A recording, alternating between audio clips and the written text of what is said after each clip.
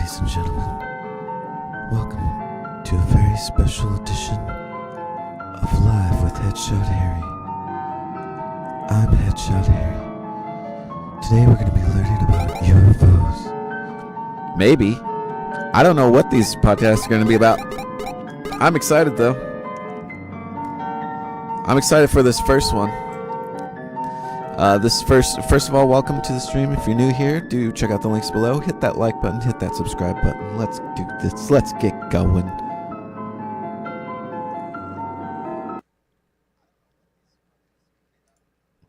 This stream is made possible by viewers like you.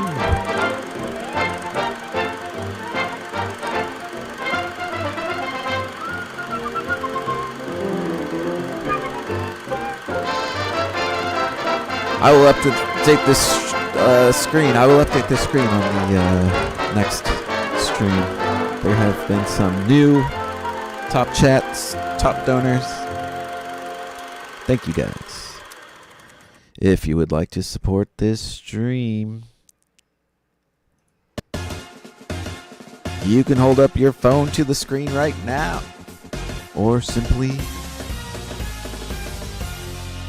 check out the links in the description below. You can find HeadshotH4rry on most social networking platforms. I am active on Instagram, Facebook, Blue Sky, and more.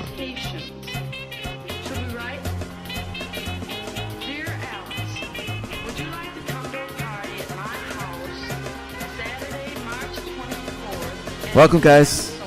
Let's get the show on the road.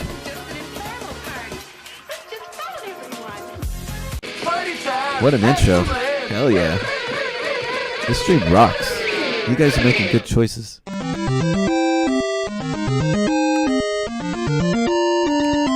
Welcome, ladies and gentlemen, to the shit show. If it's your first time here, do hit that subscribe button. It is free and it helps me out a lot. Today, we are going to be checking out some UFO podcasts, some recent ones that just came out. We're going to check them out. I have no idea what we are in store for, but we are in store for something good, something mind-blowing. Keep an open mind. Think for yourself, always. I'm going to get this podcast started. The first one we're going to be listening to is Jesse Michaels of American Alchemy, featuring Jake Barber. Here we go. I'm just going to start it right away. And in the meantime, I'm going to be building something special up in the sky. All right. For thousands Say hi. Don't be shy. of years, people have been seeing objects in the sky that they can't identify. And today, we have somebody who has actually retrieved a UFO firsthand, a firsthand witness. The energy is just really good. It's perfect. Oh. How are you, dude? Not a lot of sleep for either of us. We just You guys didn't sleep? I didn't sleep at all. No fucking way, Yeah. really? Why? Oh, I'm just pumped. We have 5 people standing behind cameras right now, and nobody knows why we're here. You didn't tell them? No, You didn't tell them? no. Bro.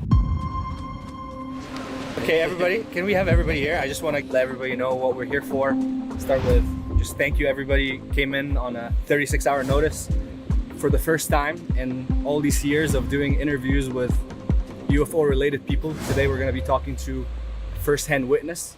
So it's no longer the guy that talked to the guy, it is the guy himself. Part of why I'm valuable is because I'm at the fingertips of this thing, and everyone people have heard from are at a high administrative leadership Exactly. information Exactly. level. This is super dangerous for him right now. Like right now we're in a limbo because the story is supposed to break out on News Nation hopefully this week, and every day that it doesn't go live, there's more danger in his life.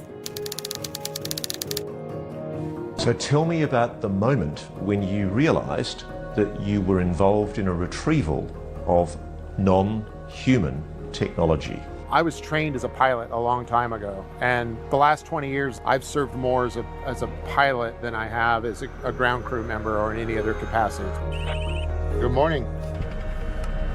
Jake, have you retrieved a non-human craft? Yes, I have. For everyone that's getting exposed to this right now, humble yourself from the perspective of what you consider believable. Can you describe the retrievals end to end? Yeah. What happens? Where are you?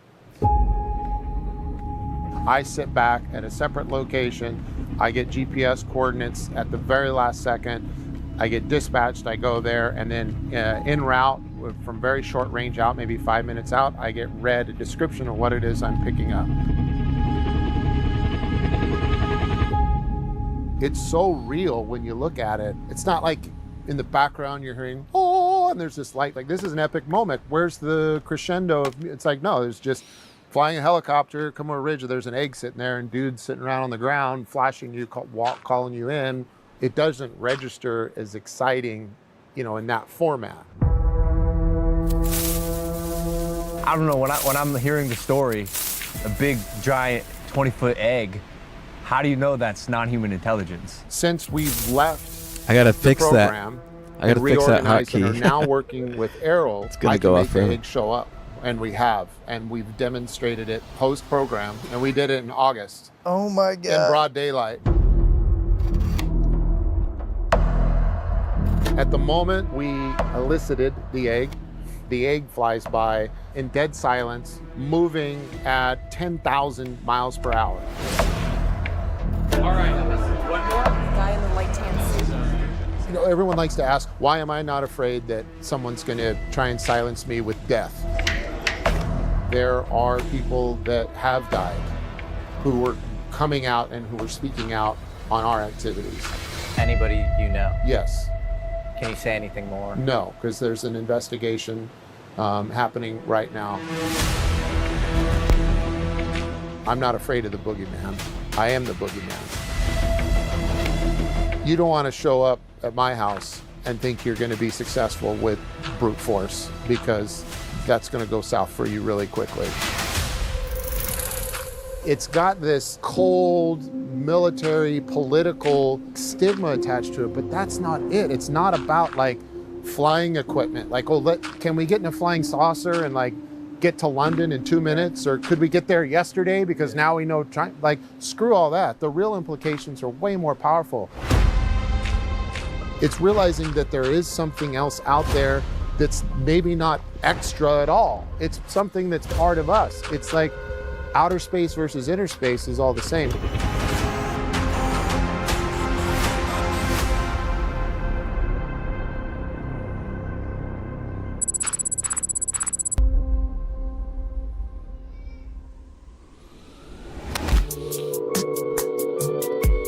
Different parts of the brain have different activities. You know that, don't you? Maybe you should interview me.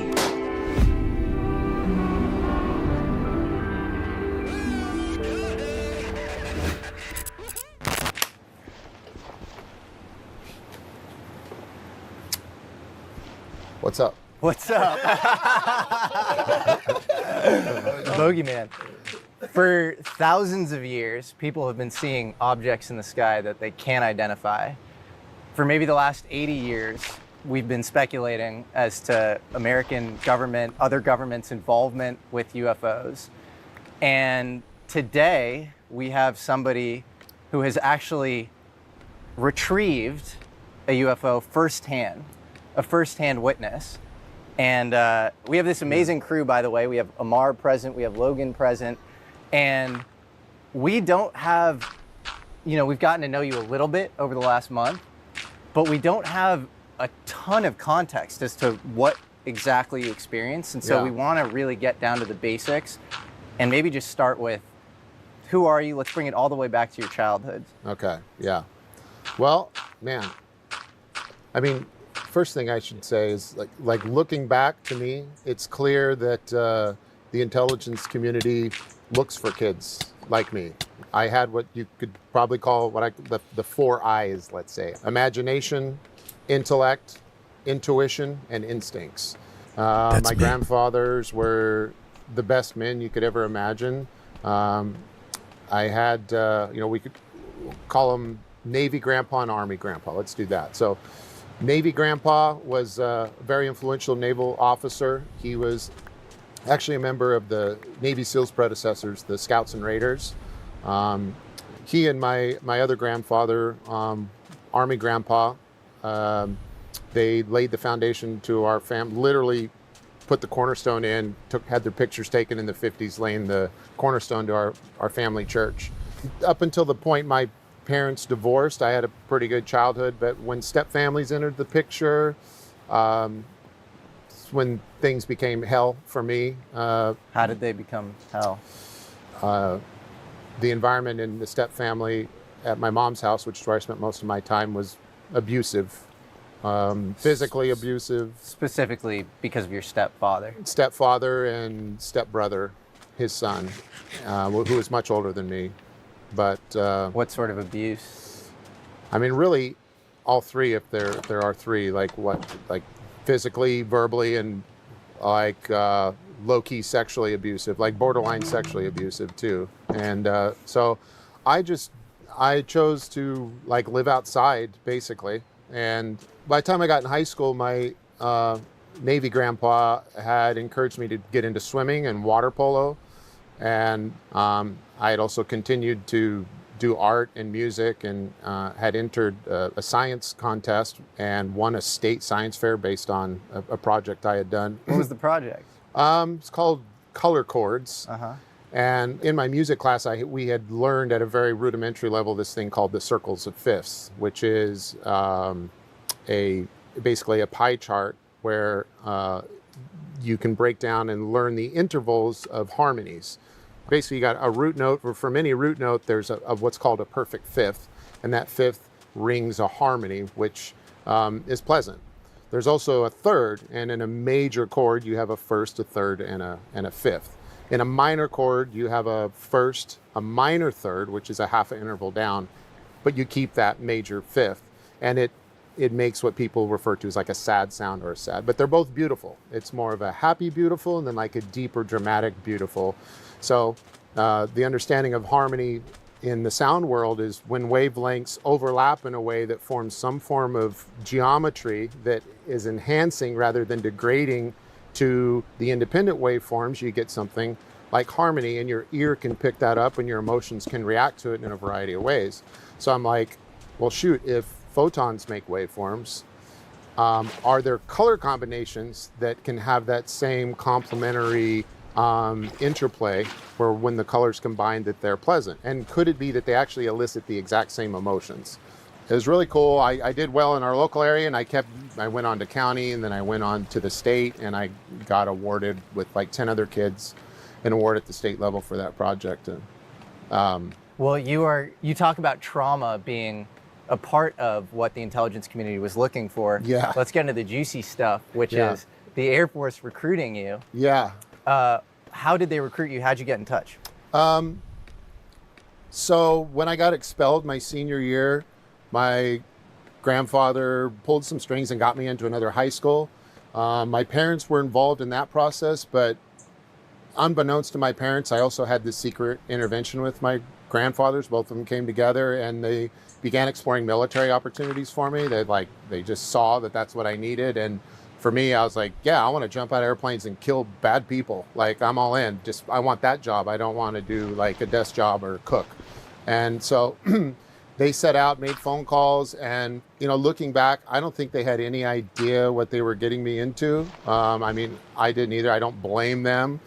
It's not like they were complicit or part of some deep state and like put their grandson up for offering to the program. It wasn't like that. But I took some initial screening in our local area, and then we traveled down by UCLA, and I went through a series of tests over multiple visits, like all your basic stuff. I mean, physical stuff, physiological, but then went into psychological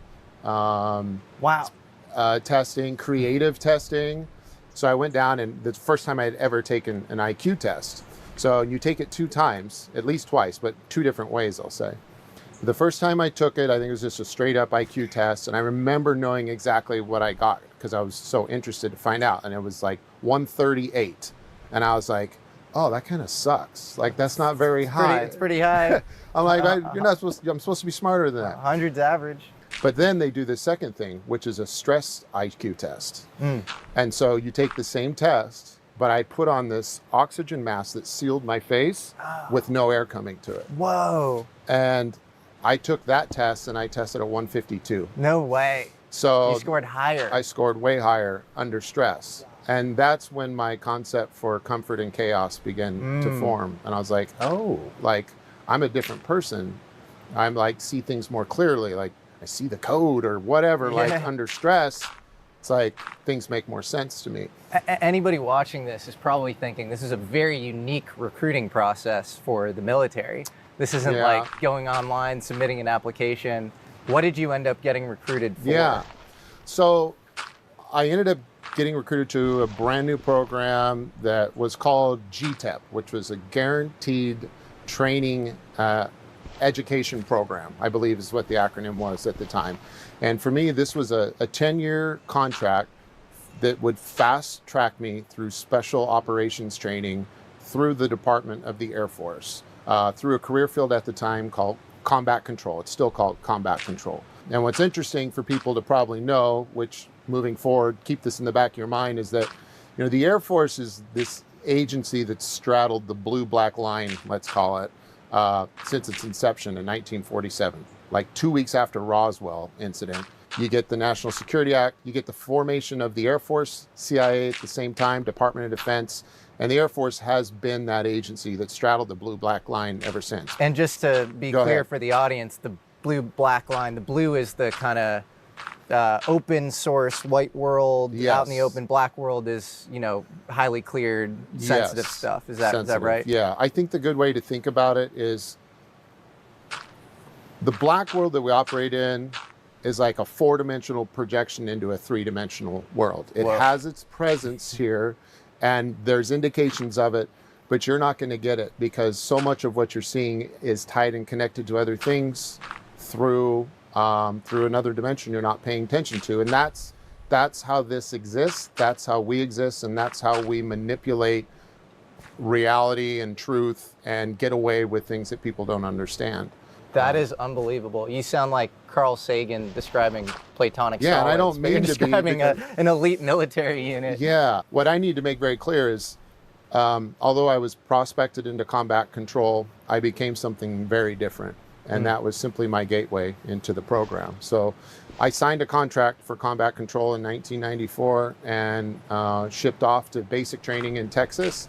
After completing basic training at Lackland Air Force Base, Texas, I then was shipped out to a place called Operating Location Hotel, which we called OLH. And this was selection for Air Force Special Warfare Combat Control Pararescue.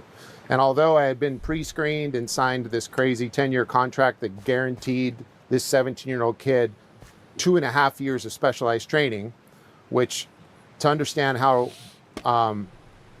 incredible that is traditionally, or I should say historically, for special warfare or special operations like military-wide, you don't get into those programs without first being enlisted and then earning your selection and being recommended for special units. And then even once you're in those special units, what specialized schools you go to is not guaranteed, and it happens over a period of time.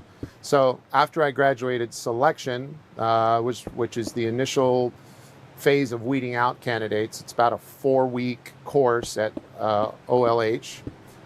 We had a class of about 89 people, I remember, and 9 of my original classmates graduated together from that class. And then we shipped off to what we call the pipeline, which is our trade schools where we learn our craft. Somewhere early on in the pipeline, I was approached by 2 individuals who convinced me that it would be a good idea if I became an airplane mechanic. And can you say anything more about those 2 individuals? One of them was clearly gay.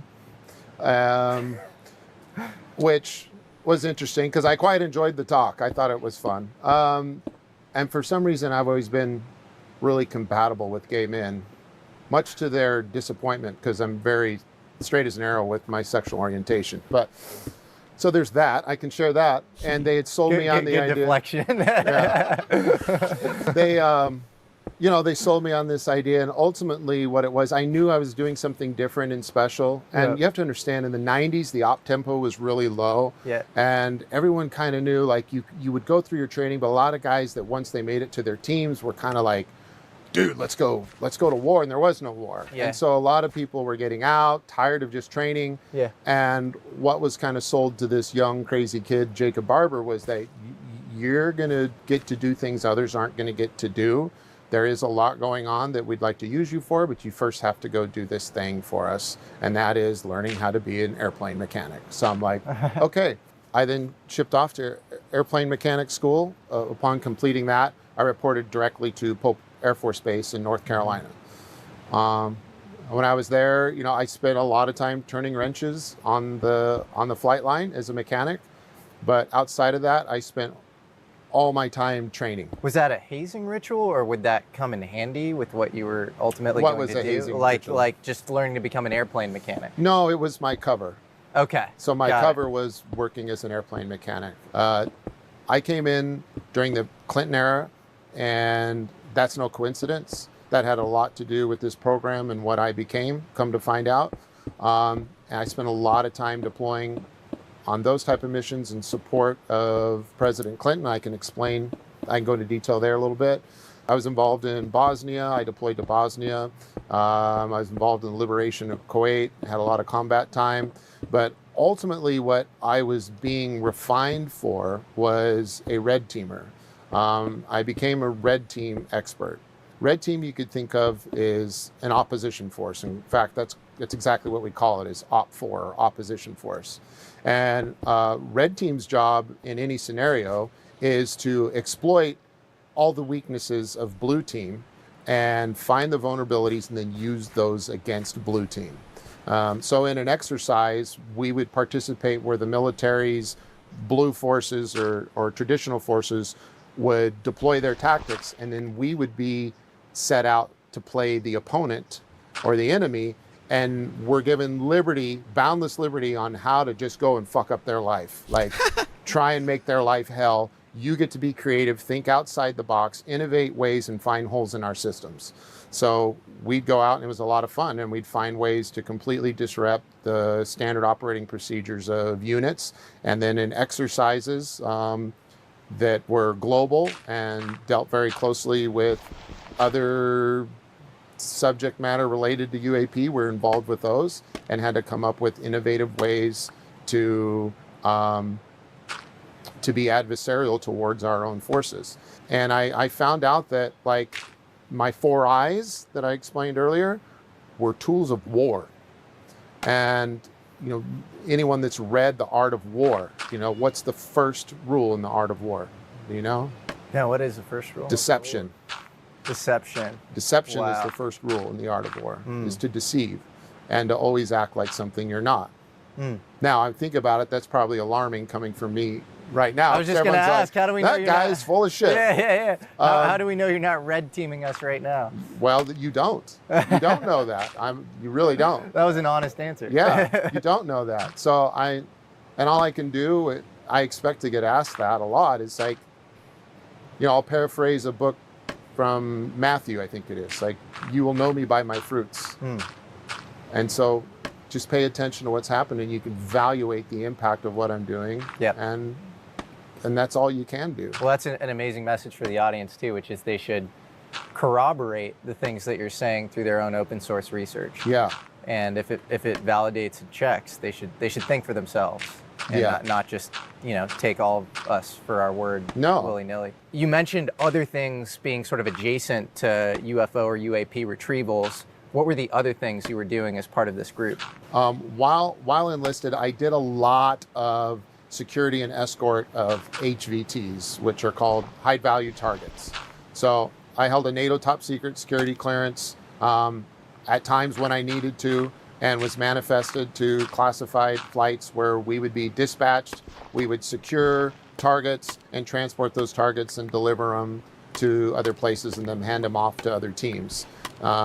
These targets most of the time were like sealed containers, We called them mystery boxes. I couldn't tell you what was inside. It could be a variety of things. There was a variety of sizes.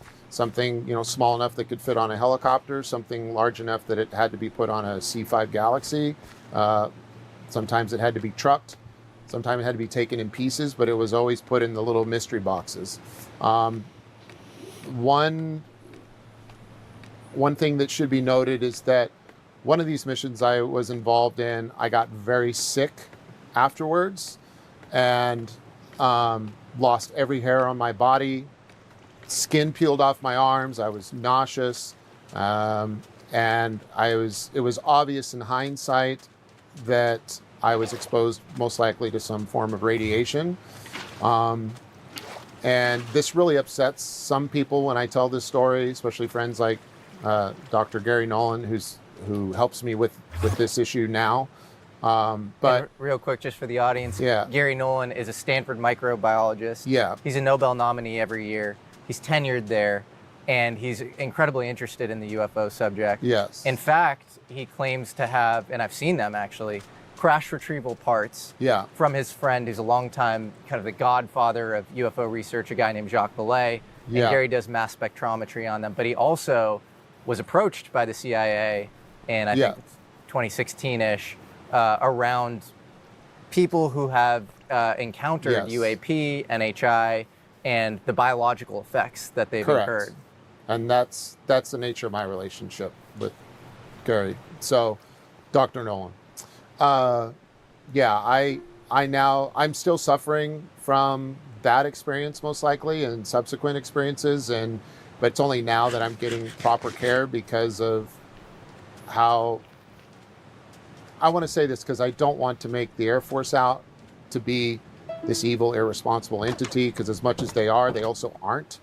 In this one circumstance, I don't believe they knew what we were dealing with. This is why I think that one incident, and looking back with 2020 vision, hindsight, it's likely that was also related to the UAP topic, because had we known what was in that box, we have a protocol for dealing with nuclear hazmat, and none of that was in place. And I still got exposed. So I think something in that box that... Were you carrying the box? No, we don't carry. It's too heavy. It's loaded on the craft. We escort it. So you escorted it. We escort it, and we protect it with authority to use deadly force. And it was emitting that much radiological energy. I think it got turned on at some point, which is another interesting thing. Like, how did it come on while we were in air? Like, it turned on or turned off, or there was some level of fallout. I really don't know. What makes you think that it was a UAP or a UFO and not like an electromagnetic pulse, like some of these exotic weaponry that emit radiological energy? Yeah, well, EMPs are different. A lot of the HPMs are safe to be around. You're not going to get high doses of gamma radiation by exposing yourself to an EMP, but I would just say, let's not get too much into this night in this mission without getting into trouble. But I'll just tell you that I don't blame the Air Force or anyone for how that was handled, except with the exception of the fact of seeking medical treatment afterwards. I couldn't talk about what had happened, so therefore the causation was really difficult for doctors to come up with. There was symptomology without causation, and I was treated for things that weren't necessarily consistent with radiation poisoning, and I healed up from it. What were all of the symptoms that you experienced? So, I end up now, I have a heart murmur that I never had before. Wow. Okay, so my heart's messed up. I lost all the hair on my body. I look like just a albino lizard, dude. Like, no pubic hair, no eyebrows, no nose hair, which I wish was still the case, but whatever. The one benefit. Yeah, the one benefit. No ear hair, no nose hair. Yeah. I had rashes. My immune system seems compromised in some way that I can't explain. I just have random autoimmune disorders. And yo, what up, Error? What up? Dude, just listening to some interesting podcasts, playing some Minecraft. What's good, man? What's good, Error? You down to play some League after this? 'Cause I am.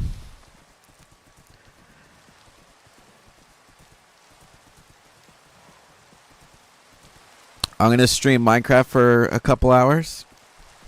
There's a couple podcasts that I really want to listen to. And then I'm going to switch it up and play some League. Yeah, check this one. This one's really good. I wish I could start it over just so you can hear it so far. But it's really good. But it's long, so I'm going to be here for a while. So, yeah, cheers. Thanks for saying hi. Thanks for saying what's up. I'm going to return the podcast back on right now. And so this is where Gary has come in handy, is that he's reviewed my medical records, and we're trying to make sense of 20 years of things that have happened and how more so, like, you know, forget the past, like moving forward. My concern is that there's some, you know, hidden gremlin that's going to show up later in life, and we're going to be way behind on how to deal with, you know, cancer or whatever. I hate to throw that term around, but knock on wood, man. yeah. So, but so that incident, just to get back to the subject. Can I ask you one more question about what happened? When Gary took a look at your, you know, physical chart and the symptoms, did he say they accorded with other UFO experiencers? Yeah, he did. Specifically, what's the guy from Rendlesham Forest in 1980? John Burroughs. John Burroughs and Jim Penniston. John Burroughs Jim had similar symptoms that I did, and had similar issues with his VA records as I did. So he also had scarring in his dorsal striatum. He had scarring in his caudate nucleus and putamen. Yeah. Did you have that as I well? haven't. I still have to get my comprehensive MRIs. Like, I haven't had a brain MRI that's revealed that yet. But I do know he had a heart issue. Yeah, we have the same heart issue. Oh, wow. That didn't exist before in either of us. That was the one thing that Gary shared, and it was, you know, similar situation with the records. But and for context for people, the Rendlesham Forest incident was, I think, 1980. Yeah, right. It was a Suffolk Royal Air Force Bentwaters, and it was, you had Jim Penniston, Burroughs, all these guys who they saw this like light in the forest. Is that right? Dude, that one incident. This is we were talking earlier about how things get lost over time. In this environment, how keyed up we are right now for proof, and there's a lot of attention on this. If that incident, if Bentwaters happened today or tomorrow, case would be closed. Like, that single incident has all the proof and evidence that you need that this thing is real, from a public perspective, from a first-hand witness, from a government response and cover-up. Like, it's there. It's a closed book. Lord Norton, who is the head of the naval fleet for the entire UK, saying that this, you know, was a thing. This happened. And it simply isn't any good. Ministers, and the Ministry of Defense in particular, saying that nothing that took place that December night in Suffolk is of defense interest. It simply isn't true. And you had Colonel Charles Halt as well do an investigation afterwards, and everything checked. No, OSI shows up in plane, HVT escort teams show up, haul everything away. People are sworn to secrecy. People are drugged during interrogation, post interrogation of the. I mean, they're given truth serum. They're given sodium pentothal, so that they basically give like an extremely explicit readout of what actually occurred.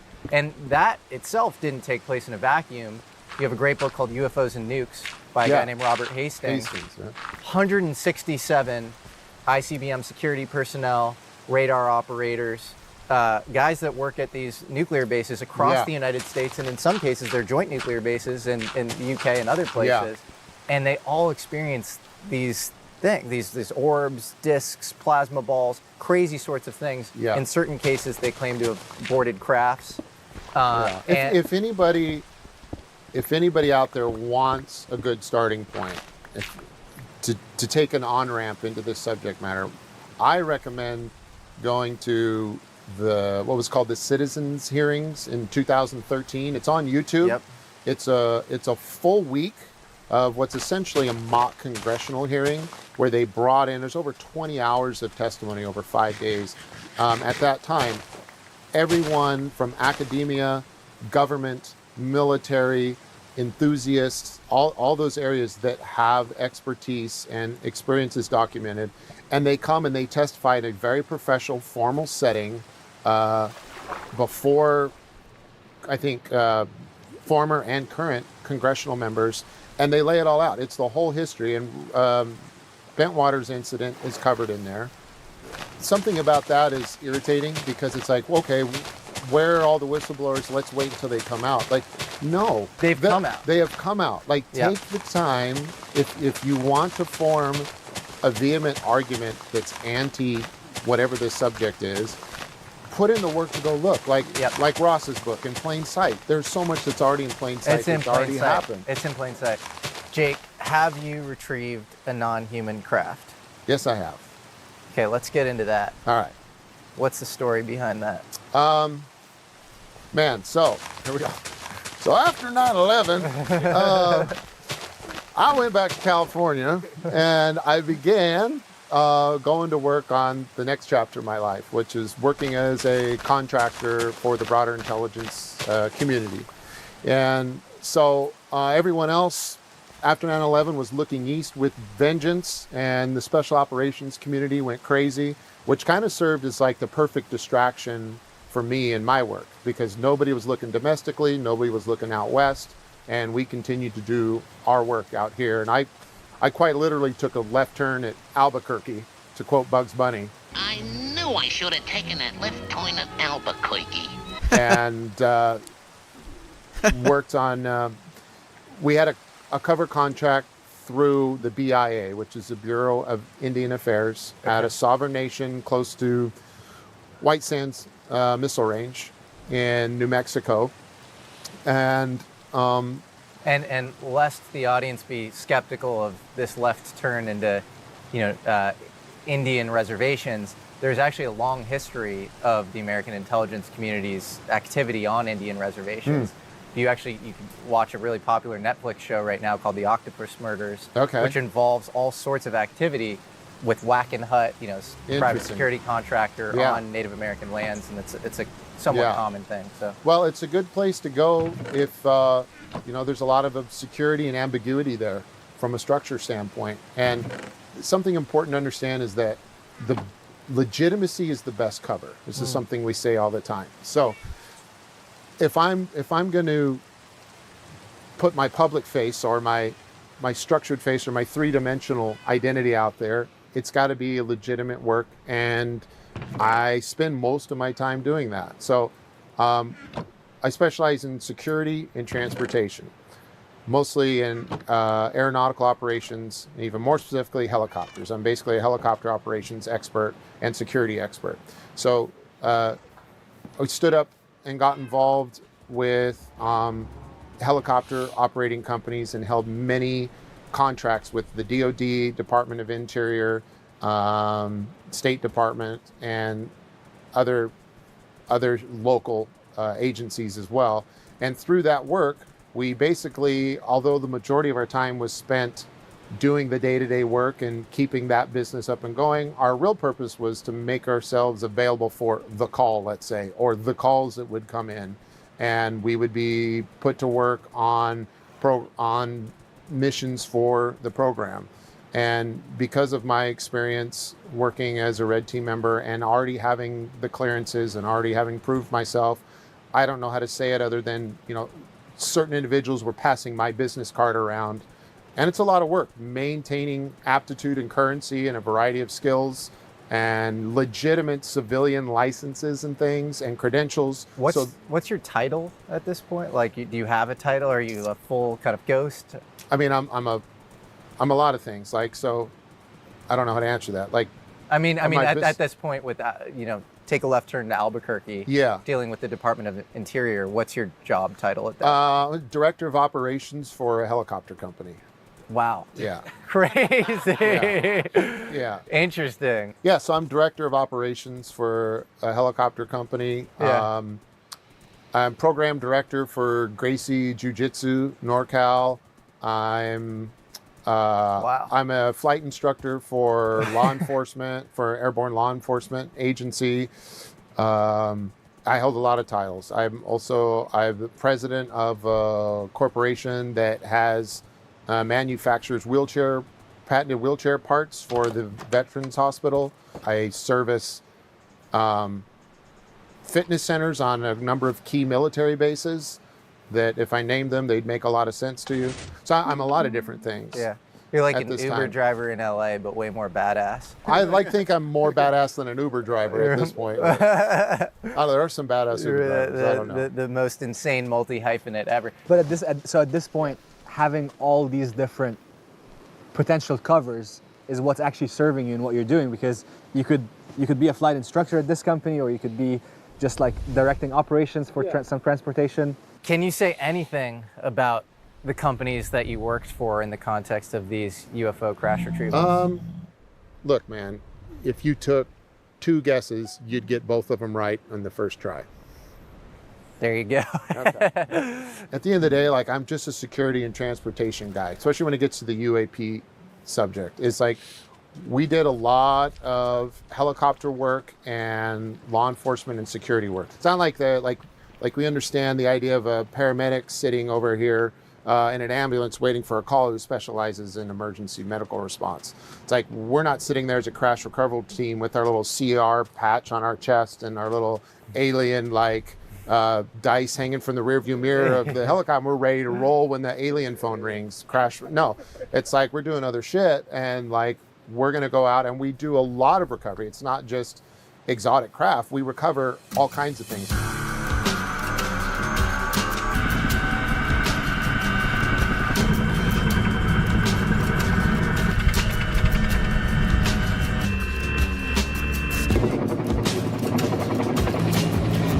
When a call would come in, typically it meant we were going out to what I call the range, which is in the desert of California.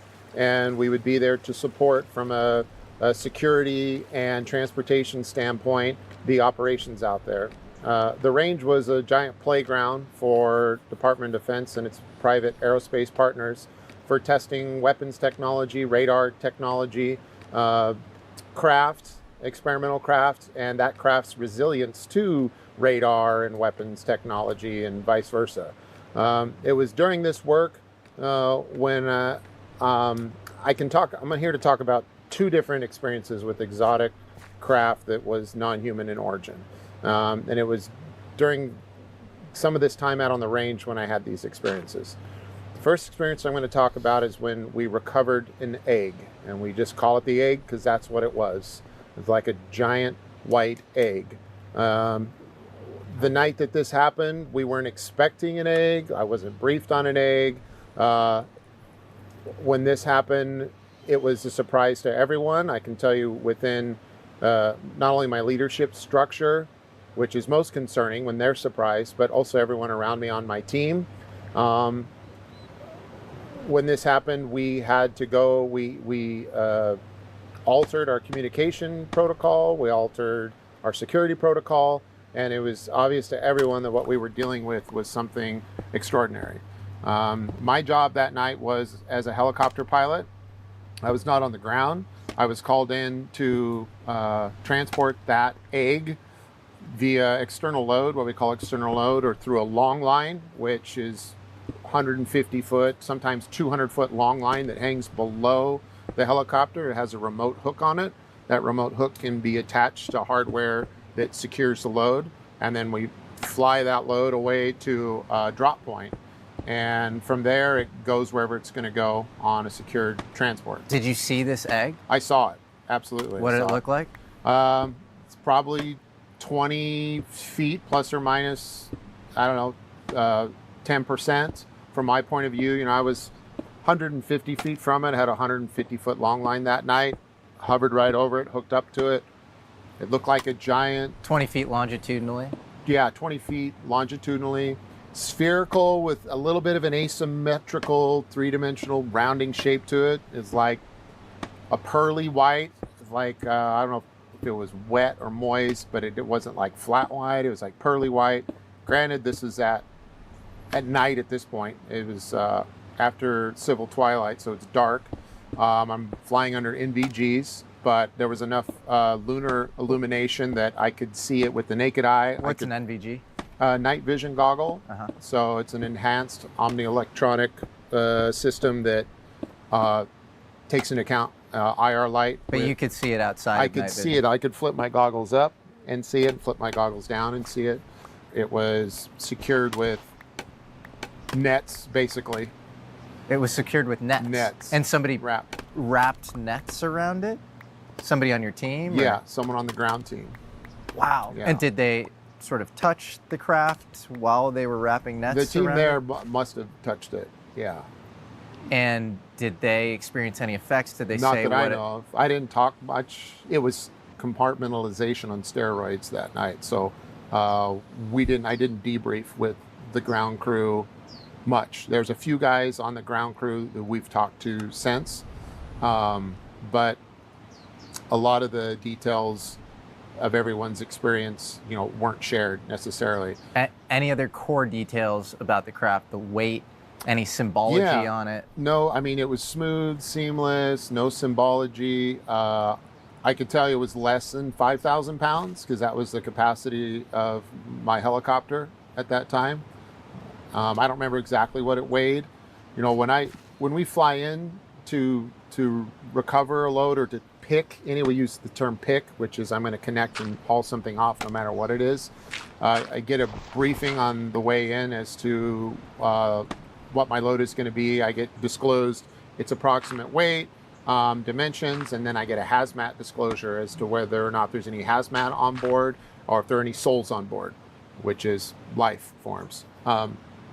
That night, there was no disclosure for hazmat or souls on board, or what we call SOBs, souls on board. And it was just an object. And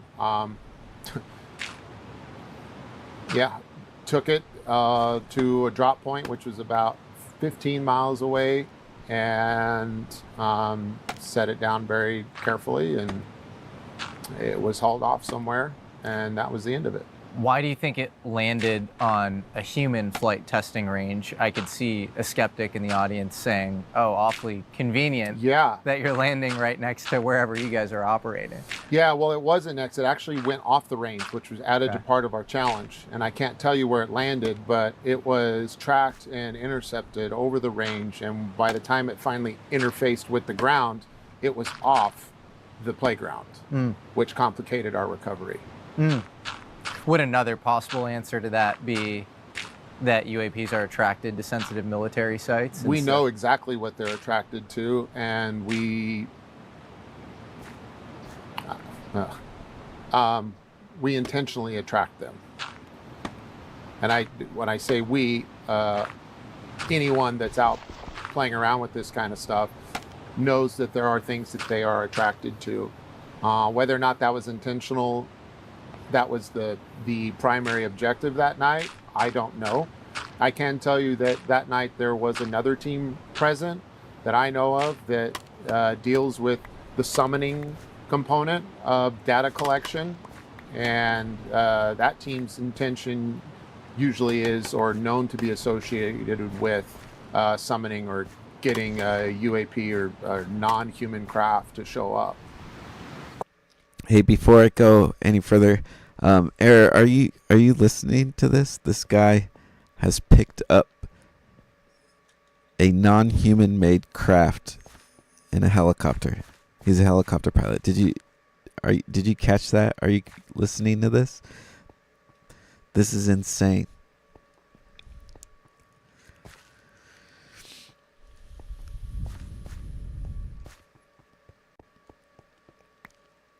I'm gonna keep playing the podcast right now. I should find a bed because I don't know how long I've been up for in game. So I'm gonna go use a bed. Hopefully. Well, you came in after he listed his credentials, and I don't know if you've been paying attention, but this stuff is being discussed. If it's your first time hearing about any of this, yeah, it does come off as unbelievable, but there's quite a lot of data out there, and I do mean a lot. Like, if you started studying this stuff every day, it would take a couple years for you to catch up, at least a couple years, if you studied every day. There's a whole history, and it's a really complicated subject, and it deals with a lot of things. So if it's your first time ever hearing about any of this, yeah, it's going to sound a little unbelievable. It's a fantastical subject. you don't need to embellish at all because it's already fantastical. But I would never play anything that is misleading. I would never play anything that is disinformation or even like conspiracy theorist type stuff. Like, I can listen to that stuff objectively and it doesn't influence how I feel about it. But I would still not, I wouldn't put that kind of stuff on my stream. It's not worth it. So I'm going to keep playing. Let's listen to this guy. Question from the audience? Yeah. Was the egg sitting upright when you pulled up on it? Oh, it was flat. Yeah, horizontal. Did it appear like it crashed, or did it land and It fall didn't look over? messed up to me, and there was no disturbed earth around it. It's not like it toe picked in or like, you know, dug in. Yeah. I guess just like, I don't know, when I'm hearing the story, a big giant 20-foot egg, how do you know that's non-human intelligence? Okay, that's a great question. Yes. So I've got 3 different reasons or criteria for determining that it was NHI. One, yeah, this guy worked on he worked with our crash retrieval program. I don't know what it's called. I don't know if they disclose that. But we've been retrieving. They're not all crashed. First of all, they're not all crashed. This guy's talking about how they have the ability to attract these things, and then these things are brought down. Sometimes they're even what appears to be look like they're gifts, like they're just left there in perfect condition. So they're not all crashes, but we do have recovered vehicles. Probably a lot of them, from what I imagine. I don't think anybody knows how many, but at least 9, but probably by now a lot more than that is my guess. Yeah. relying on myself as a expert. It's definitely not man-made. The materials have been analyzed, and we don't make what these things are made of. In fact, it's actually not even possible to make the material on the planet because of the effects of gravity. So this material is definitely not even made on Earth. Not only what flies around in our skies, but even at the extreme of advanced technologies and capabilities within the U.S. government at the highest level in private industry, and seeing those things fly around and operate at the range all the time.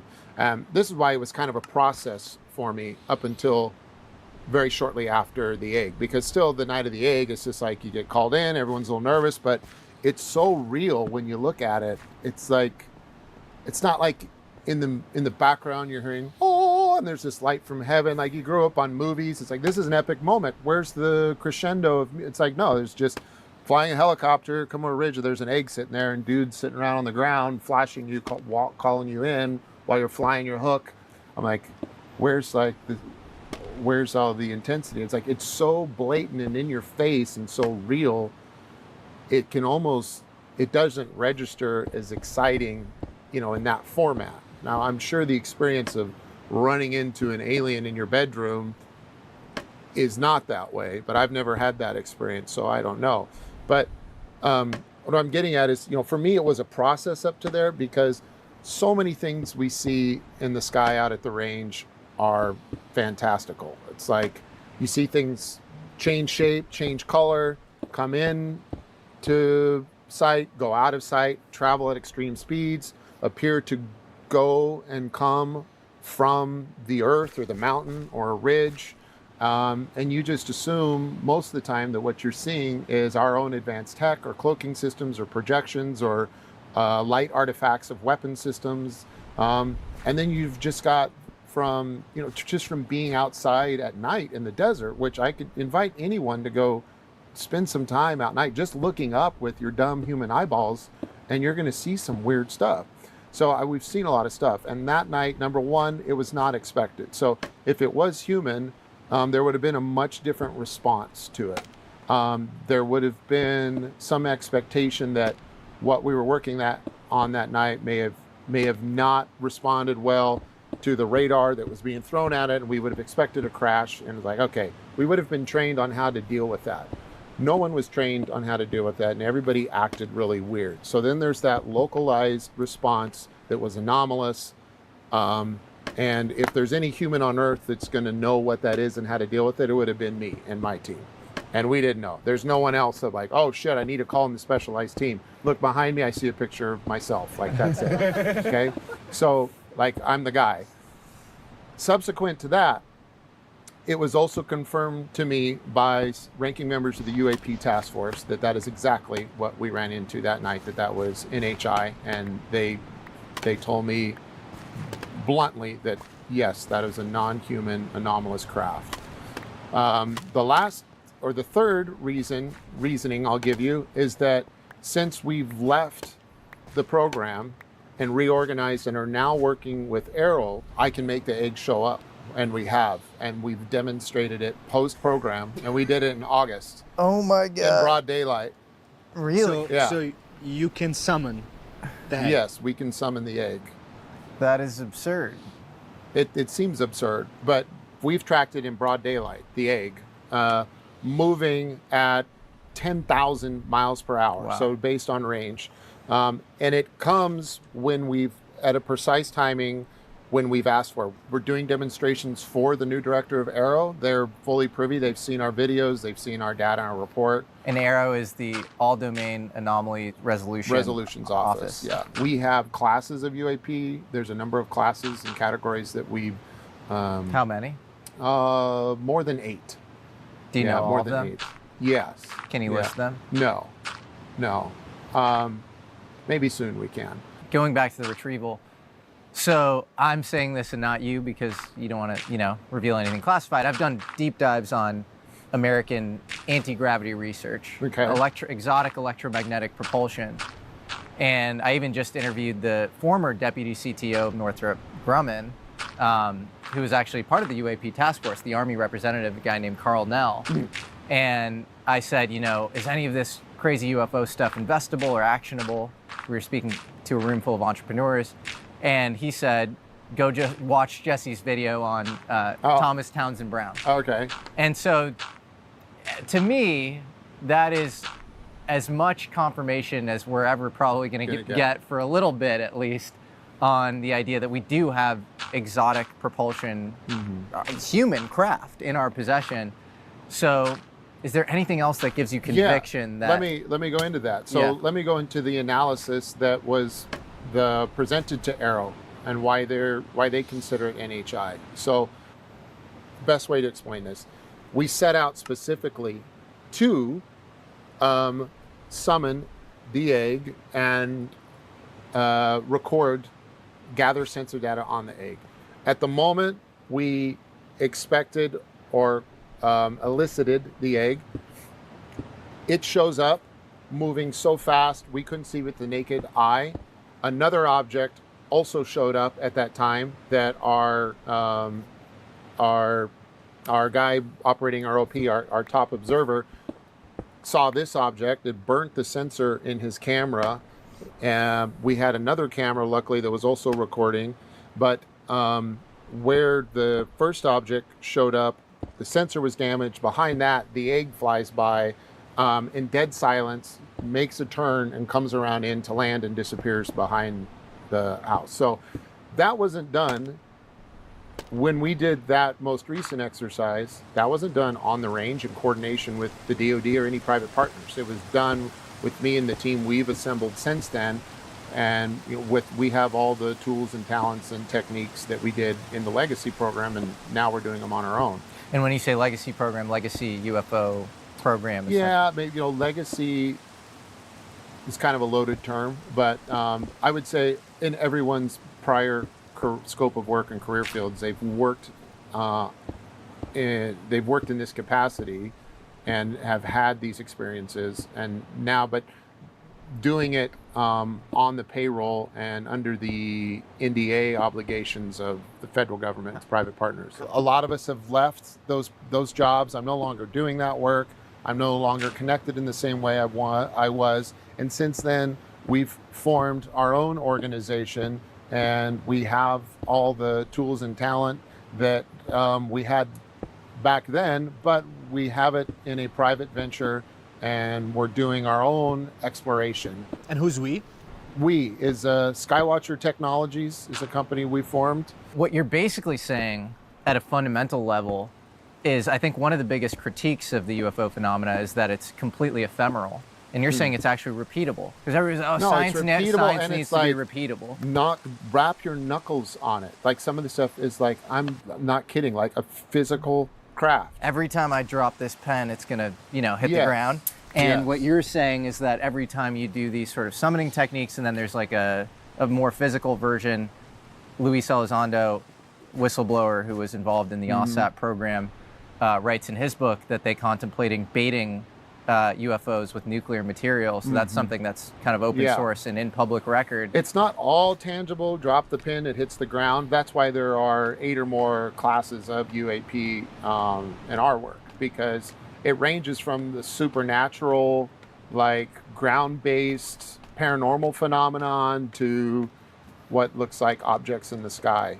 And Gary Nolan, he's on our team. He's been there in the desert when we've summoned the egg. Wow. In broad daylight. So you brought Gary Nolan out. Yeah, he's part of our new So, team. a Nobel-nominated Stanford professor has seen this occur. He's borne witness to this. He didn't see it with his own eyes, because no one did. It was moving too fast, but he's seen the report and our sensor data afterwards. All this information that I'm giving you, including our reports, has all been given to Arrow, and we can get into that. But this incident and the future incidents that have happened that we're going to talk about, in the last 5 years, all of this has been disclosed to, I've spent a lot of time speaking. One thing I wanted to do was to do this the right way, was to give our institutions and our authorities a chance to hear this stuff first and to reconcile it and to do the right thing with it, and to primarily give me guidance on what to do with it moving forward.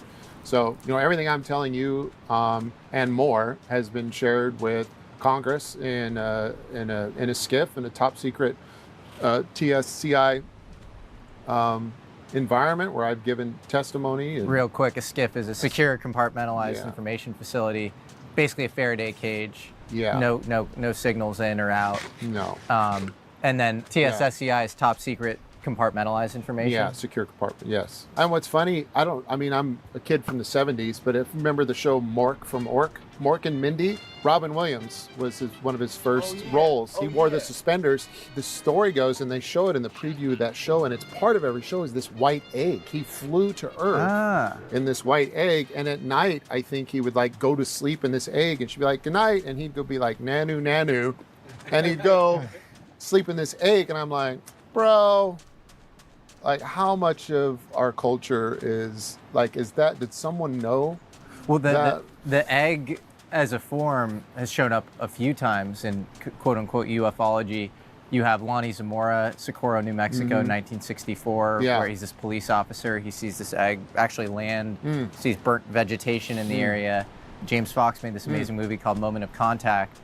Everybody in this little town in Brazil reports seeing an egg landing, and it seems to be emitting this sort of ammonia-like thing, and even seems to kill a doctor. It's pretty crazy. Yeah. So the egg thing does show up. That's one thing I just wanted to mention. Sometimes I feel like truth is actually stranger than fiction, and a lot of times these tales, the stories are influenced by something we've seen in real life or heard about, or sounded too crazy to actually believe. And one thing I've been looking at in this space is the commonalities between what people are seeing. And you just described there being 8 or more different types of UAPs. And the egg is something we've seen throughout history and seen throughout multiple sightings. Glowing eggs. Egg. Another egg-shaped object. Egg. Egg. The egg. The egg. The cosmic egg. Egg. Egg. Egg's egg. Fellow alchemists, it's a new year, and that means it's time to get organized and take control of our financial wellness. For me, Rocket Money has been an absolute game changer. It helped me uncover all sorts of subscriptions I saved exact Okay, so can you help me bridge the gap between this summoning that you're describing, and you use the term "we," and then your crash retrieval endeavors? And I'm having trouble understanding That's a really good how a point. helicopter pilot is also doing this other thing, and what that correlation is. I mean, so within the 10 plus years since I first retrieved a craft of non-human origin, where I was just serving as a dumb helicopter pilot, like, what the hell is going on? A lot has happened since then. I mean, we've had the disclosure movement kick off, but other recoveries that we could talk about were very emotional to me, because there was a consciousness component to that, and I felt that there was something conscious about the craft during the recovery process that had tapped into me and was disruptive in the most beautiful way in my ability to operate a helicopter, and almost led to me punching this craft off and creating a whole nother crash site, like in between where I picked it up and dropped it off. What is this instance? You want to just describe this was the other one I can talk about, called the 8-gon, which is basically a disc, a flying disc with 8 individual sections when viewed from above. And on this particular night, I got my normal readout for the load, and this time it included a hazmat disclosure for biologics. So that typically meant, souls on board is a disclosure I would get if there were living bodies, humans. Who's giving that readout as to whether they're bodies? Our guys on the ground. So the guys that manifest, and they don't say bodies, they just say hazmat. Have you ever seen a body? No, I've never seen an alien body. I've seen plenty of human bodies and recovered human bodies in this same way, and it's a standard disclosure. So when I was flying in, I thought that's what I was dealing with. It's like, oh shit, the pilot crashed on the range and we're hauling off, body parts. Your colleagues have seen bodies, non-human intelligence bodies? You'd have to ask them. Okay. Yeah.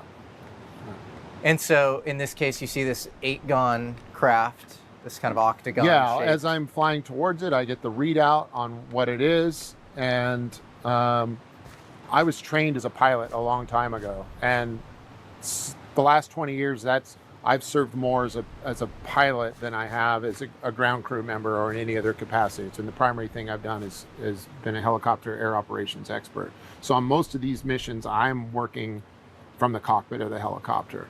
And so the ground crew is a separate crew that gets dispatched, and they're dealing with hazmat, security, containment, setting up a perimeter and an entry control point and observation. Like, they're doing all that. I sit back at a separate location. I get GPS coordinates at the very last second.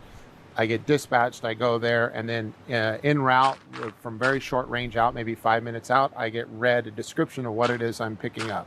This night, I get an approximate size and dimension, and then I get negative souls on board and a hazmat disclosure for biologics, for biological hazmat. So I'm like, oh great, somebody crashed, someone's dead. All right.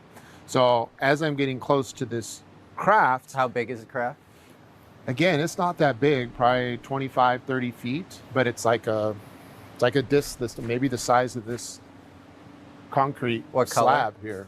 Like, this one's dark gray, like a dark matte gray or black, from what I could tell. I was getting very little light signature off of just the hard angles of the sections, but the 8 sections, like the intersection between the spine and then some of the texture that existed in those panels in between.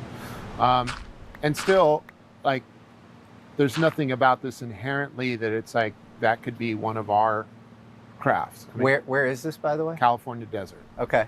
Similar location? Similar, yeah, okay. Very similar. And but as I'm flying and I get closer to this craft, it's, well, first of all, it's quiet. When I say quiet, it was quiet on the radios at that time, but my mind wasn't quiet. I start having this very emotional experience It's almost, man, I haven't explained it this way before, but it's like when you feel like you're about to throw up, but you're not sure. You're like, am I going to throw up? Oh, no, I'm good. I'm like, no, it's going to happen. Like, it was like that, but not a nausea. It was like an emotional escalation that started inside of me that seemed completely foreign. And the closer I got to the object, the more emotional I got. Sad or ominous, or how would you describe it? It was beautiful. It was a beautiful feeling. Fuck, but it's so weird. It's like that. It's like that minor chord as a kid. It's like that sad beauty. It's like a first, a minor third, and a fifth. It was beautiful, but there was a sadness to it. Did it communicate anything? I didn't get a message other than like, I just felt like I was in the presence of my mother. It was like a feminine energy that was loving and sad, and I don't know what it was, but the closer I got, the more intense it got. I hooked up, and as I'm flying back to the drop site, I'm like completely overwhelmed. I'm like bawling my eyes out, flying a helicopter at night, like trying not to run into mountains and shit. And I'm like, oh my God, this is not good. And then I'm like, and I didn't want to tell anyone about this because I'm like, then I'm not fit to fly.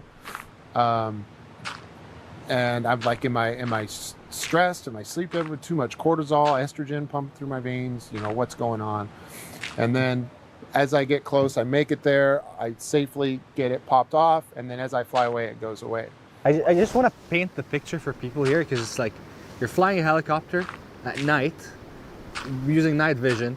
You're like in pretty intense terrain. Yeah. You're carrying something that is like messing with your consciousness as you're doing you're flying one of the hardest objects ever made.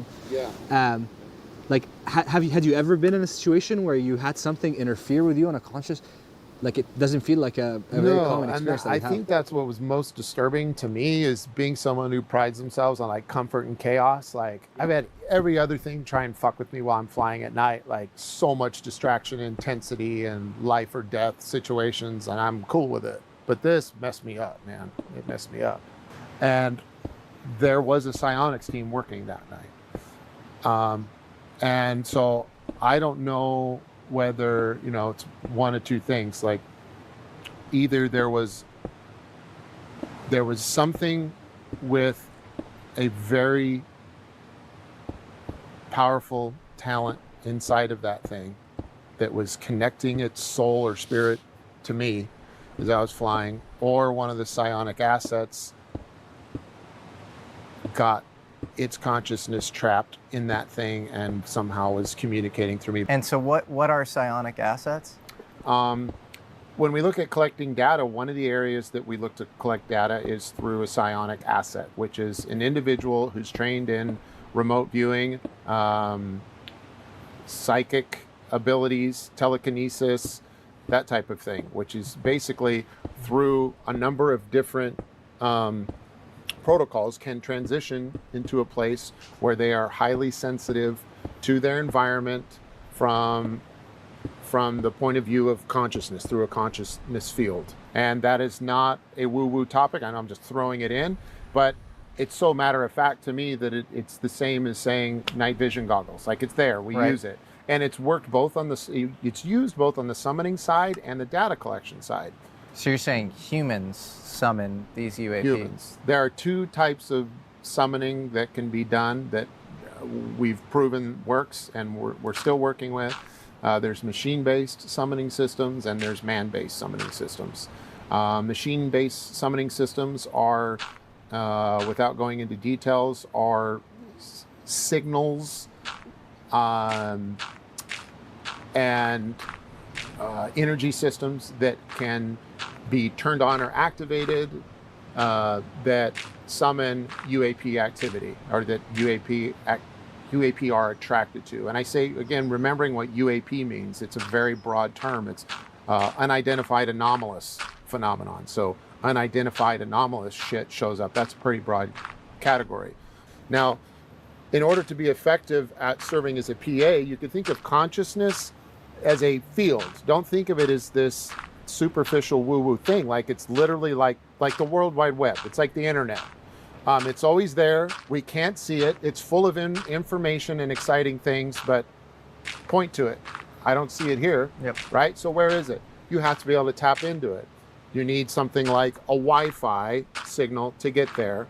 So individuals that have this gift are people that have been trained and have the talent to serve as a Wi-Fi to tap into the consciousness field where everything in the universe seems to exist or have its presence. And once you can do that, now you're in an environment where, while we're having other multiple forms of sensor data in place, if a UAP shows up, is it registering in the consciousness field that our PA asset is connected to through the Wi-Fi? And the Wi-Fi is this process of getting into mindful meditation. So two things are happening in that process or protocol of serving as a PA.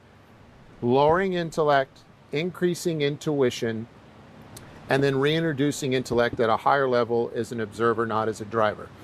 How do you do that? Well, you're either born with a gift or you spend 30 years as a Shaolin monk and you figure out how to do it the hard way. There are either easier ways, there are cheats, and some of the cheats that have been experimented with are things that have not fared well for those involved in the program, including children, and I'll talk about them. So how do we heighten intuition? Well, you do it through stress inoculation. You do it through triggering flight or fight or flight biology systems in our body. Some of the most powerful things you can do is trigger that on. Like if it ain't broke, don't fix it, don't reinvent the wheel. The human mind and body is already something so spectacular we don't understand it. I don't know why it works, but if you can trigger flight or fight, all these things get activated, and intuition does. So stress inoculation is one. You got to hijack the amygdala and boom, you put someone there. You need to do that to heighten intuition while subduing intellect. How do you do that? You subdue the intellect by disassociation. So there are chemical ways to induce disassociation. There are more proactive ways that you could do yourself, like through meditation. But all in all, those are the two things you do to get into that state. Well, kids are naturally way more visceral in both of those things. They're naturally more intuitive. Their intellect is lower. There is one more thing that you have to do to even enter that, and that deals with the other eye, instinct. So your instincts have to be satisfied at this time. So that just means you have to be comfortable. Can't be hungry, can't be horny, can't be tired, can't be worried about your survival. You can't be cold, you can't be hot. So all that has to be taken care of, so the limbic part of your brain is not like freaking out, while the prefrontal cortex, whatever part of the brain it is that's more responsible for the hardware that helps you connect to the consciousness internet is. So satisfy the instinct, heighten the intellect, or suppress the intellect, heighten the intuition, add back in the intellect at a high level, boom, you're in it. Now, there's another way that we do, and that's through hardware. So you could do software, chemical, drugs in order to get stress inoculation to disassociation, or you can do hardware. One of the guys on our team has made a breakthrough recently and uses a system which is basically a non-intrusive ultrasound system that can target the brain and induce, or at least take a lot of the edge and the struggle out of transitioning into that state. And so he's one of the guys that works in our new organization that is assisting us with reproducing and demonstrating all of this stuff that has gone on over the decades in the program that comes with all this baggage and secrecy and stuff. And we're trying to leave all that behind and do it now in this clean and free environment where we have autonomy as a private organization working in partnership with government organizations and educational institutions to put this out there once and for all. And, in that effort, we feel this is a much more humane way, and everyone that works with us is doing so on a volunteer basis. But how the ultrasound works is it can get through the skull, and it can target parts of the brain to help you transition out of intellect and into your intuition. And most of the experimentation that is done and the testing that is done in order to find the people that can serve in this role is done through a random number generator. So he runs a random number generator program, and then has the subject sit there, and hopefully I'm not butchering this whole process of how he tests it, but has the subject then has the ultrasound equipment run into the brain. The consciousness is activated through heightening intuition and lowering intellect. And now the individual can impose its will on this random number generator that's running in a computer, and can cause the number to move up if he wants, or causes it to move down. And for context for the audience, a random number generator is basically a graphical interface that shows ones and zeros. Yeah. It's a binary computer, and it's tied to something that is conventionally thought of as random in quantum mechanics. So radioactive isotope decay, a photon bouncing around a little box. And so it's a perfect digital coin flip. Over a long enough time scale, you should expect the same amount of ones and zeros with maybe a small standard deviation. Yeah. And if you're saying that through stress inoculation and dissociation, or through this hardware technique, somebody can, in a statistically significant way, affect that, it's called a Z-score in this random event generator, so you get more ones or more zeros, you're basically saying that that person has more ability to render their reality, and that more of a mind over matter effect. Through consciousness, they can affect reality of that. Which is nuts. That's and crazy. It doesn't take, and it's here's not the that crazy nuts. thing, even if they, in that test, because zero or flat line, or the middle line is the reality, right? So even if someone could get it to deviate the most minuscule number, any deviation is infinitely mind-blowing, because it's that good of a test, because there should be no deviation. So any deviation should be good. And what happens is crazy, because as it starts, once the subject looks over and realizes they're being successful, they're like, oh shit, I'm moving the thing. Then it's all brrr, and it drops back down, and they got to go back into it. And then you'll see the spike, the trend, the vector of the trend over the report moves up and down. And when they kind of come out of it and realize they're moving it, it goes back down. And then it almost becomes exponential. They blast it out of proportion. A close friend and mentor of mine used to specialize in this experiment at Princeton, their parapsychology lab, or the PAIR lab, where they studied all sorts of anomalous, stuff. And he would call this the rebound effect. And you can analogize it with, you're playing basketball and you're making a bunch of shots or whatever, and then all of a sudden you become, conscious of it, and then you have this snapback effect. And it's in life generally. People have these sort of upward momentum streaks, and then they come, crashing down. And there's always this sort of local mean reversion. And so it's wild to see that actually exemplified in the form of an experiment. So as fun as that is, and we could sit here and talk about that all day and just take people off, like there's a real practical application for that. So I'm just saying that to say, like, this is a real thing. What we do, you put someone out there that's trained to do that, and you support them with the right support system and environment, and then you're also out there with the right data collection equipment to not only monitor their experience to make sure they're safe and healthy and not getting hurt, but you're also correlating it to your other measure. It's a measuring device for us. That's what this whole crazy thing of correlating. You're getting on another, and multi-sensory corroboration is what you're looking for in any sort of scientific process. And it works the other way. Sometimes the intent is to have the psionic assets summon the phenomenon, and the rest of the equipment is turned down, and then because we want to be able to isolate where we're having successes. So they ramp up, they activate, they summon, they invite it in, and then the rest of the equipment becomes measuring for their summoning effort. And so, So it sounds like the U.S. government has used kids as psionic assets. And does that bother you at all? That bothers me. Yeah, it does. It does bother me. Do you have a model of what these crafts are and what's inside of them? Well, interestingly enough, this particular craft, the 8-gon, is exactly what Michael Herrera reports to have seen in Indonesia. It's the one time I've ever heard this brought up, that account. And it's matte black, like you described. He calls it phantom black, and he says it has 8, like an octagonal shape. Yeah, so I heard Michael Herrera's story in Washington, D.C. There was in 2023, I believe, there was a whistleblower conference shortly after the Whistleblower Protection Act got activated. And then there was this at the National Press Club hosted by Stephen Greer. There were several whistleblowers that had decided to come forward in that environment and share their stories. So we were actually sent there on behalf of our employer to look for whistleblowers that we were trying to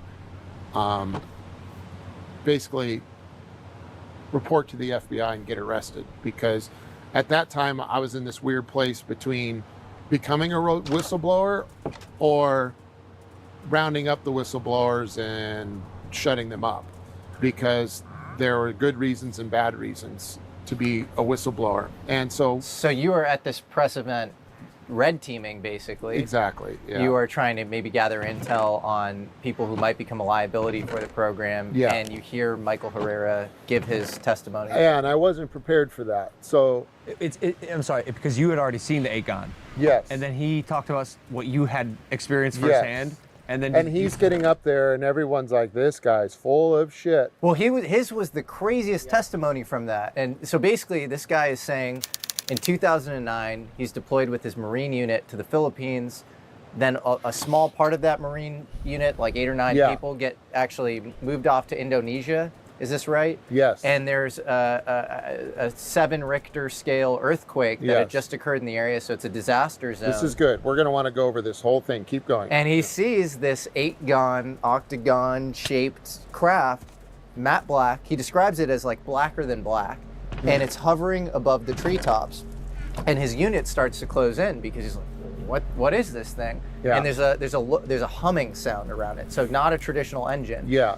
And as they're sort of moving towards it, what he describes as this elite, possibly Department of Energy paramilitary unit with technical gear out the wazoo comes and apprehends he and his team. Yeah. And they have bioscanners and they have all sorts of technical gear. They're threatening this team of Marines and they're saying it's easy to get lost in the jungle, right? Yeah. They were actually, 2 of the guys were actually talking about either, hey, should we smoke these guys right now? You know, that's what they kept saying. It was kind of feeding more into the fear at that point because, again, I don't know who these guys are. I know they had American gear, they had American sidearms as well. If these guys have actually taken an oath like we have, and then why they're going against people like us and even willing to kill servicemen who just even stumbled onto this, it just blows my mind and it's very sick. And so Michael Herrera comes back to the U.S. He's shocked. He actually does a little bit of press around this because he's like, this is ridiculous that this is being hid to the American public. And then somebody back channels to him from the program and says, actually, the reason that elite squad was there and they were there next to that craft is because they were transferring psionic assets for the program. Yeah. And so this was a human trafficking operation where they were taking people, putting them in pods, loading them onto these craft, and then that craft was taking them back to the U.S. for use. We back channeled it. That was us. We back channeled that. That was you. That was me. Oh my God. So when that happened, we were able to corroborate at least 3 key things. One, that those type of paramilitary units do exist because guys from our group get recruited and offered jobs to go exercise our skills elsewhere outside the U.S. I have never done it. I've never been part of those teams. The other thing is the description of the craft is exactly what I had seen before and my team had seen before, except he claimed this one was like 300 feet in diameter. Never seen one that big. The other thing were the containers. He described the containers at the time as being used for transporting drugs. He was just speculating. He wasn't lying, but he assumed that they were there, must have been transporting drugs because he saw these units on the roofs. Well, those units were, those units that they used are consistent with the workstations we use when we're out on the range. They're mini split HVAC systems that are used up there because, as I explained, that's where we have our data observation team in those, and most of the time those are the Faraday cages for the psionic assets. We also know that that there are operations OCONUS outside the continental United States where prospecting for psionic assets takes place, and they're highly coveted. And the interesting thing is I hear in those programs that there's something valuable about the life experience in third world countries, in that it seems as though people that live a simpler life and are outdoors more and have less contaminants in their food and their drugs and in their culture seem to be a little bit better at disassociating and heightening their intuition. And they come willingly because of the economic imbalance between where they come from. So what I really don't like about how that came out, and when Sean Ryan was there at the time with us in DC when this happened, and we talked about this, shortly after that is when Herrera went on his show, and the thing took a kind of a dark turn because the term human trafficking was slapped on this thing, and when you hear that, you think of slavery and sex trafficking and all these things. And it's my understanding that's not at all what goes on in these operations. It's no different than someone setting up any other type of business, and the people come willingly. The people that work in these programs, it's a great job. It's fun. Some of them have known their whole life that they have this intuition or this special talent, and they're socially awkward or have other pathologies, social pathologies, that they're dealing with too, that somehow seems like it plays into this. So it's like, not all the people that are talented in this way are normal in every other way. It's like God created some balance. So when they can come in and get involved in this program and have food and shelter and be treated with respect and make money, like if you went down there on your high horse representing the United States and morality and went in and tried to liberate these people, they'd be like, get out of here. We don't want to be liberated. This is our job. Can I play devil's advocate for 1 second? I think in the Michael Herrera testimony, he thought that whatever organization this paramilitary group was from was taking advantage of the fact that Indonesia was this disaster zone. Right. And some of these people could go missing easily. Yes. And so that, to me, sounds That's a little more... one theory. Or the hurricane, the natural disaster was actually threatening a workspace for this operation, and they needed to get the hell out of Dodge. Got it. I have no firsthand experience with that operation, nor direct contact with anyone involved with it. I know of that type of operation. I know of that craft. I know of those containers. And I know of operations that sounded like. And so the whole point of all this, and let me put a big giant red bow on it for you, is that this was one, I saw a good Marine up there when I saw Mike. I saw a brother in arms doing his best to be put now with a microphone in his face in a fucking suit and tie in Washington, D.C., when he's cut out to be carrying a saw through the jungle. And now he's doing his best, and he's an honest, good guy, and I was going to let him hang. So I sidebarred Greer and a bunch of other people and said, we need to talk about this. I thanked Michael. And I have been loyal to him throughout the process and trying to help him as much as I can get support for this, while also trying to stay low key to figure out where the problems and landmines are with this issue. And this issue was brought up to the entire incident was brought up with my corroborations, and my additional information was presented to Sean Kirkpatrick's version of Arrow. He patently denied it and wrote it off as anti-interesting, and there was no evidence. And I know for a fact that Sean Kirkpatrick has admitted outside of the office of Arrow directly to members of the Senate Intelligence Committee that it did in fact happen exactly as reported by Michael Herrera and with my additions. That's absolutely wild. The implication of this story is that we can fly these objects because we were transporting these psionic assets in this octagonal shaped craft. So is that I right? would think, and again, I'm stepping way outside my bounds. I have no idea how and who that operates, but something like a reversed engineered version of the craft is probably what you were saying. So this brings up maybe the most fundamental question, which is why has the U.S. government, prime aerospace contractors, international organizations, according to you, why have they been systematically using these psionic assets, using other kind of machinery-based attraction techniques to attract these UFOs? What are they doing with the UFOs that land? Like, what do you think was done with the egg that you retrieved, for example? First of all, I don't know, but I am taken somewhere to a secure facility, and it was either destroyed or hidden or buried because they have so many of them now that it's not interesting to them, or that it was researched with the utmost secrecy. The senior EG&G engineer described to my great uncle that it was egg-shaped, about the size of a SUV. They tried to penetrate the hull, try to open it. They couldn't. They said that they were able to take some very small samples of the material.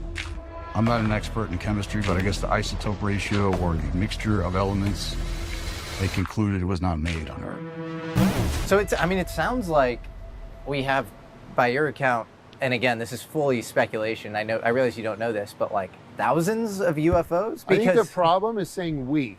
That's a big problem because who's we? We don't have shit.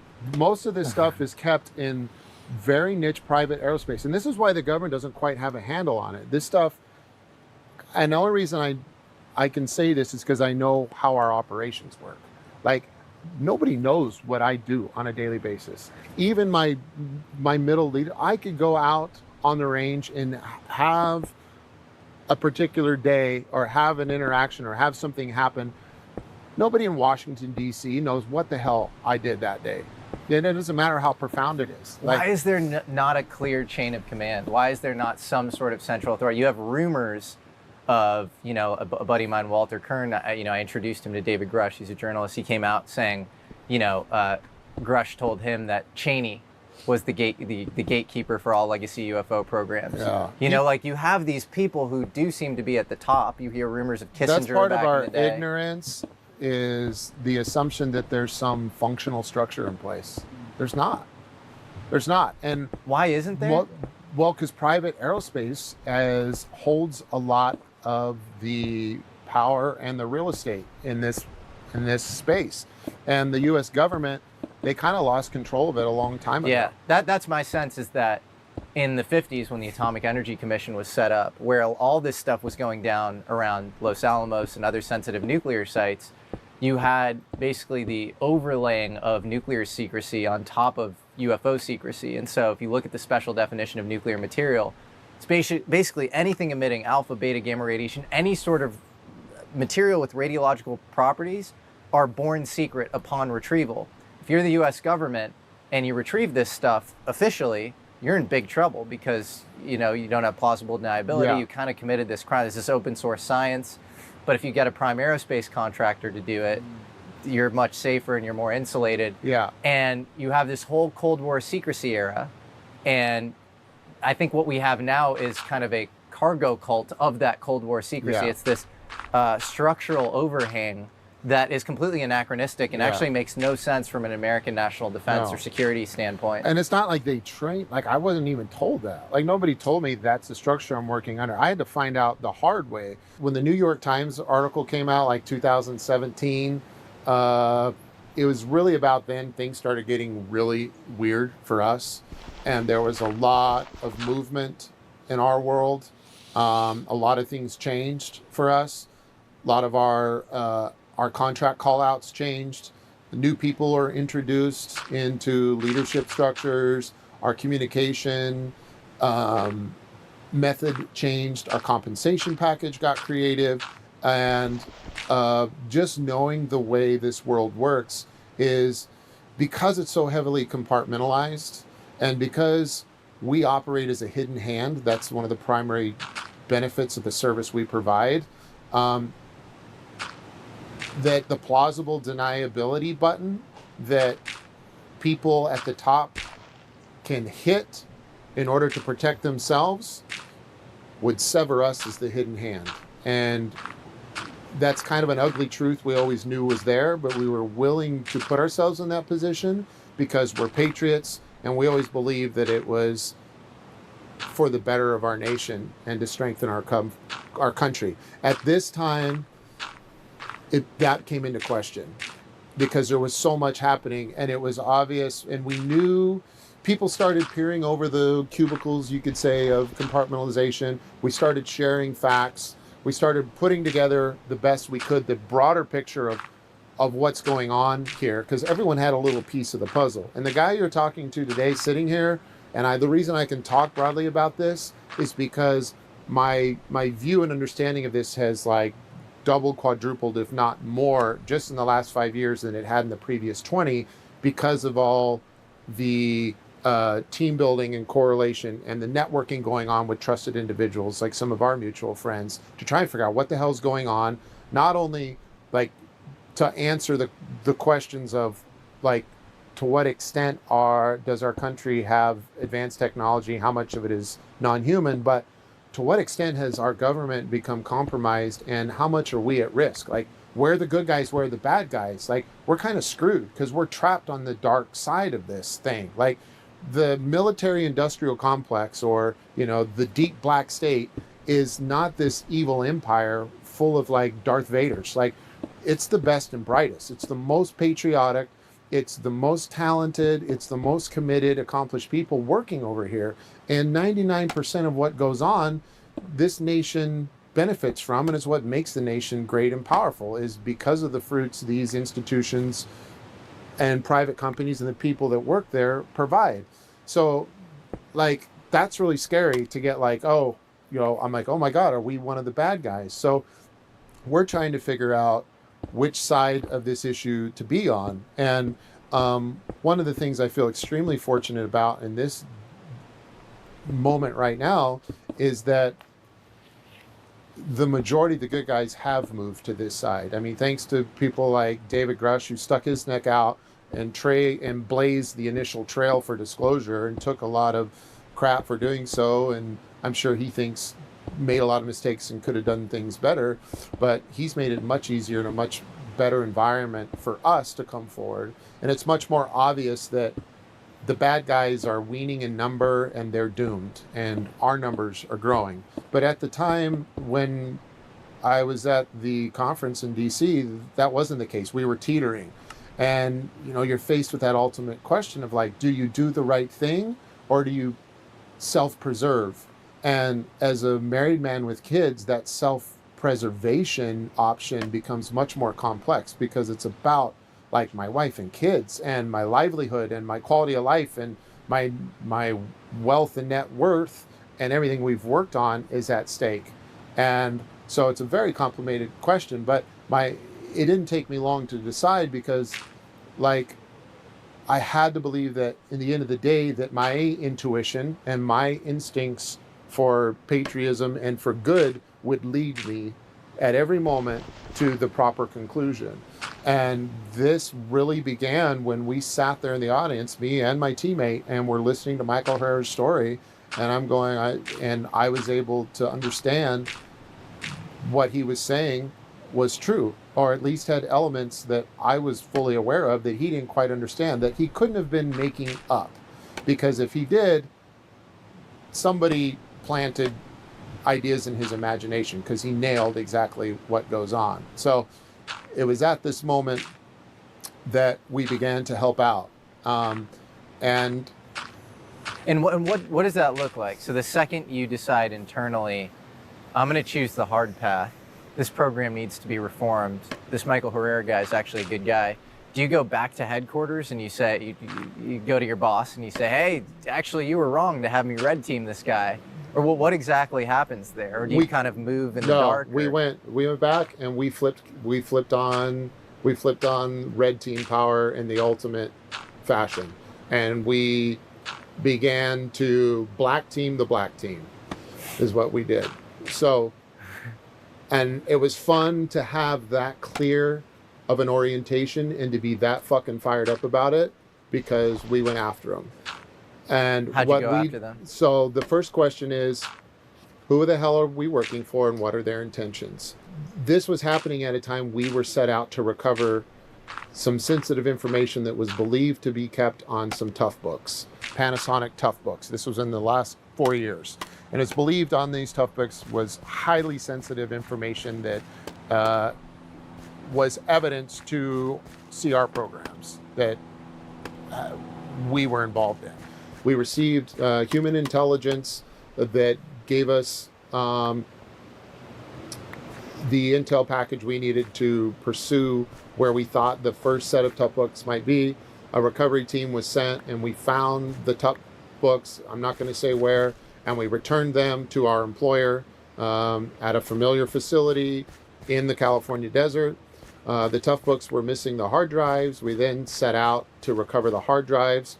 We found our human asset led us to another location high in the Sierras, which was a glacier lake, and the hard drives were sealed in a steel container like 25 feet underwater. What? So a third mission. What exactly is on these hard drives? I don't know. Whatever it was, there was at least 2 adversarial parties who would do anything to get their hands on them, and we got caught in the middle. The next mission we went out on, I'll just tell you that shots were fired, and we called bullshit, and that's when we began to backtrack and set out with our own effort to find out exactly who we were working for and what they were interested in. Can you say who you were working for? No, I can't say. There's currently 2 investigations taking place right now, and FBI? I can't. FBI is one of them. And when you say you called bullshit, shots were fired, can you say anything about that incident specifically? No. Okay, fair enough. I was wondering the same thing. No. But I'll tell you, we got jerked around. Our intel changed last minute. Our location changed. There was a lot of bad things that were going on rhythmically that didn't smell right, but we kept putting one foot in front of the other. And you almost have to at that point, whether you're playing along or not, because you need to play along to gather and to do interrogation of what traps are being laid in front of you. Just hope you don't fall in them, because that's helpful information. When you say they are using you for plausible deniability just to sever the hidden hand, can you say anything more about that? Yeah. It was believed that there was evidence of crash retrievals that were proof of criminal activity on these tough books, and that this data was captured illegally on operations within the program in the desert, and that there was a whistleblower or a group of whistleblowers that were going to be turning this evidence in to the powers that be in order to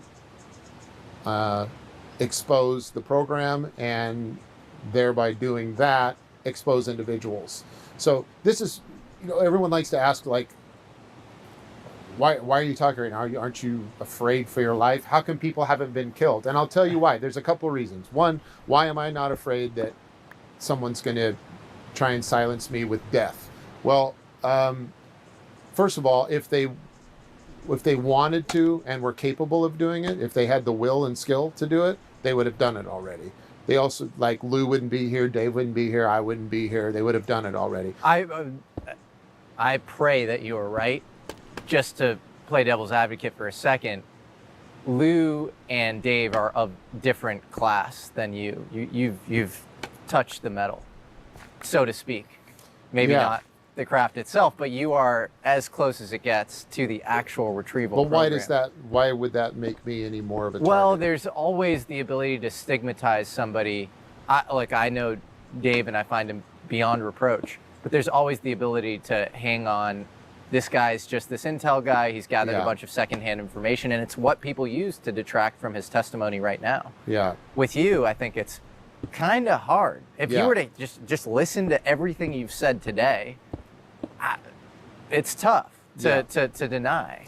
Well, that comes down to the will. So I say it's 2 things that keep you alive or kill you. Is there has to be intent and capability. I call it will and skill. So there has to be a will to take me out. There has to be the skill, the ability to do it. So why is there, the will is going to come from this place. It's not going to come from what everyone thinks is a national security issue. We need to hide this stuff. Where that's going to come from is from individuals within the organization or who have been involved in any part of these activities who have committed crimes and wants to cover their ass. They will do anything to protect themselves, which includes taking out other people, wet works. And so that makes for a very narrow group of folks that might at least have the will to do that. And you can kind of smoke those people out. Skill is the other one. Like, who's actually going to facilitate this and how will that be facilitated? There are some sneaky ways to do it. There are some more blatant, like brute force ways to do it. You don't want to show up at my house and think you're going to be successful with brute force, because that's going to go south for you really quickly. Or you don't want to approach me anywhere in public. Like, you're going to have to really do something creative, because I'm not afraid of the boogeyman. I am the boogeyman. So you better bring it. But that's a lot of talk when you have wife and kids. So I'm not here to bring that on. But there is not, it hasn't been shown that anyone has the will and skill to do it, or they would have already, for me. And I think there are more good guys out on this side than there are bad, even at the high level. Now, that all being said, I do know for a fact that there are leadership within entities that I work for and with that have called for wet works. And there are people that have died under very suspicious circumstances at the most convenient time for those who would want to have them silenced, who were coming out and who were speaking out on our activities. Anybody you know? Yes. Can you say anything more? No, because there's an investigation happening right now, and they're looking into it. That's scary, man. It is very scary. But so when we realized we were being compromised, I sent everybody home, and we began to do our own operation. And I wanted to know if this came from the very top. Was the top of our organization either complicit in this attempt to sever the hidden hand, which is us, or were they compromised? Because there's the only two options. Do you feel now like you have the proper protection in place? Because I think from an American national security standpoint, if you have these different fiefdoms where the left hand isn't talking to the right hand, you have over compartmentalization. Yeah. You have all this knowledge locked up in these disparate pockets, and you're competing with China and Russia, that it's actually maladaptive from a national security standpoint. So is somebody in authority saying, you know, I see this Jake guy, he's actually acting in the best interest of the country, let's protect him. Yes. In order to come out. Yeah, and now that takes us to Congress, because when I went to the director of security and realized he didn't have my back, I realized I couldn't trust my nebulous network anymore. Then I was at a loss, and I was left with the one like emergency button that I always thought I had, and I punched it. And that was to go to Congress, to go to the Senate Intelligence Committee, and go to the monitor for CIA and spill my guts and go, help me, help me, help me. This is what's happened. Like, help. That was probably one of the most discouraging experiences of my life, because within minutes of being there and asking for help, they were begging for my help. Interesting. Like they didn't understand what was going on. They had no handle on it. No, they were being bullied and being harassed at their homes, and were scared for their life, and wanted me to set up a personal protection detail to help protect them. And I was like, fine, fuck. I guess this is where we're going with it. Are there rumors? Because the long-standing rumors are that this is run by the CIA. That in '52 you had public-facing UFO research in the form of Blue Book, this sort of, you know, public relations effort, cleave off from the more vital organization actually studying this stuff, and that was the CIA's Office of Scientific Intelligence in collaboration with Battelle Memorial Institute, the Atomic Energy Commission. And then even up until today, you have Chris Sharp writing a great article for the Liberation Times. He's talking about kind of the chain of command for the UFO program. And he cites Glenn Gaffney as the CIA's Director of Science and Technology as being kind of one of the primary gatekeepers of the legacy UFO program. So when you go to them and you say, all this crazy stuff is happening and it's super disorganized and it's, you know, kind of unethical, they're really just completely unaware? You mean Congress? No, I mean the CIA. CIA, so what's happening is there are multiple programs and multiple cover-ups happening all at the same time.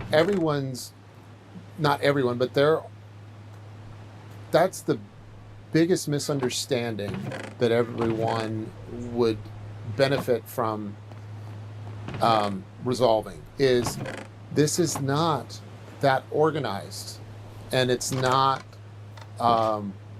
there's not that much synergy at play. And why I know it's valuable that I'm here today is like I'm like the fingertips, like I'm out here and we're touching it. We're the grassroots on the ground interacting with crash recovery, not reverse engineering. That's a different group.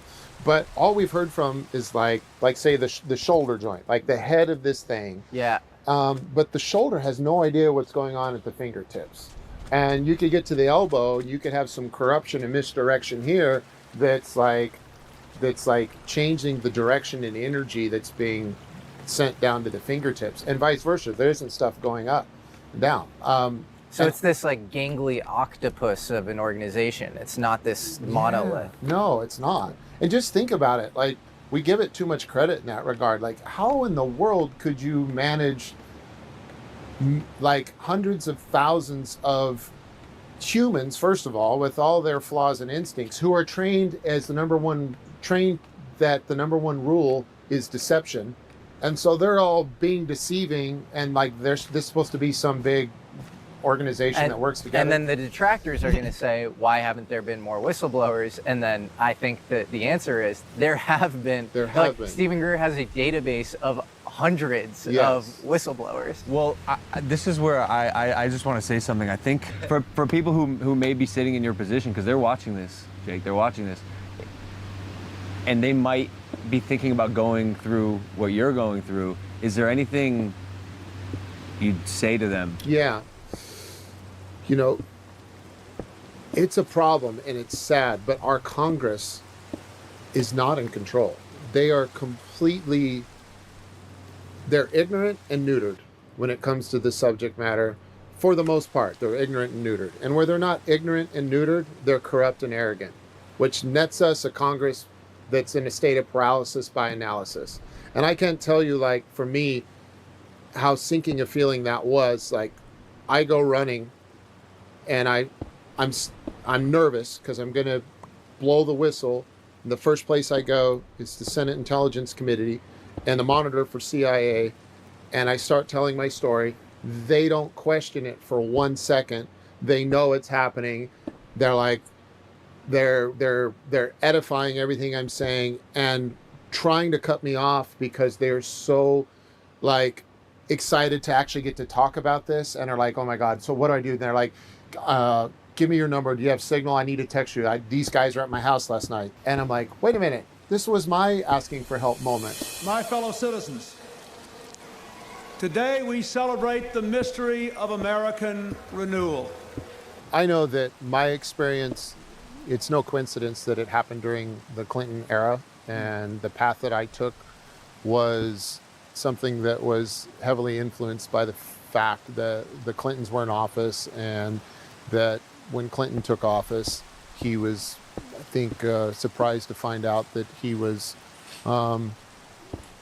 never intended to be a part of the leadership structure he was ostensibly in control of, and knew that he was surrounded by lies and limited by laws, and quickly took an interest in the subject, and when he couldn't get answers, started taking action. And I think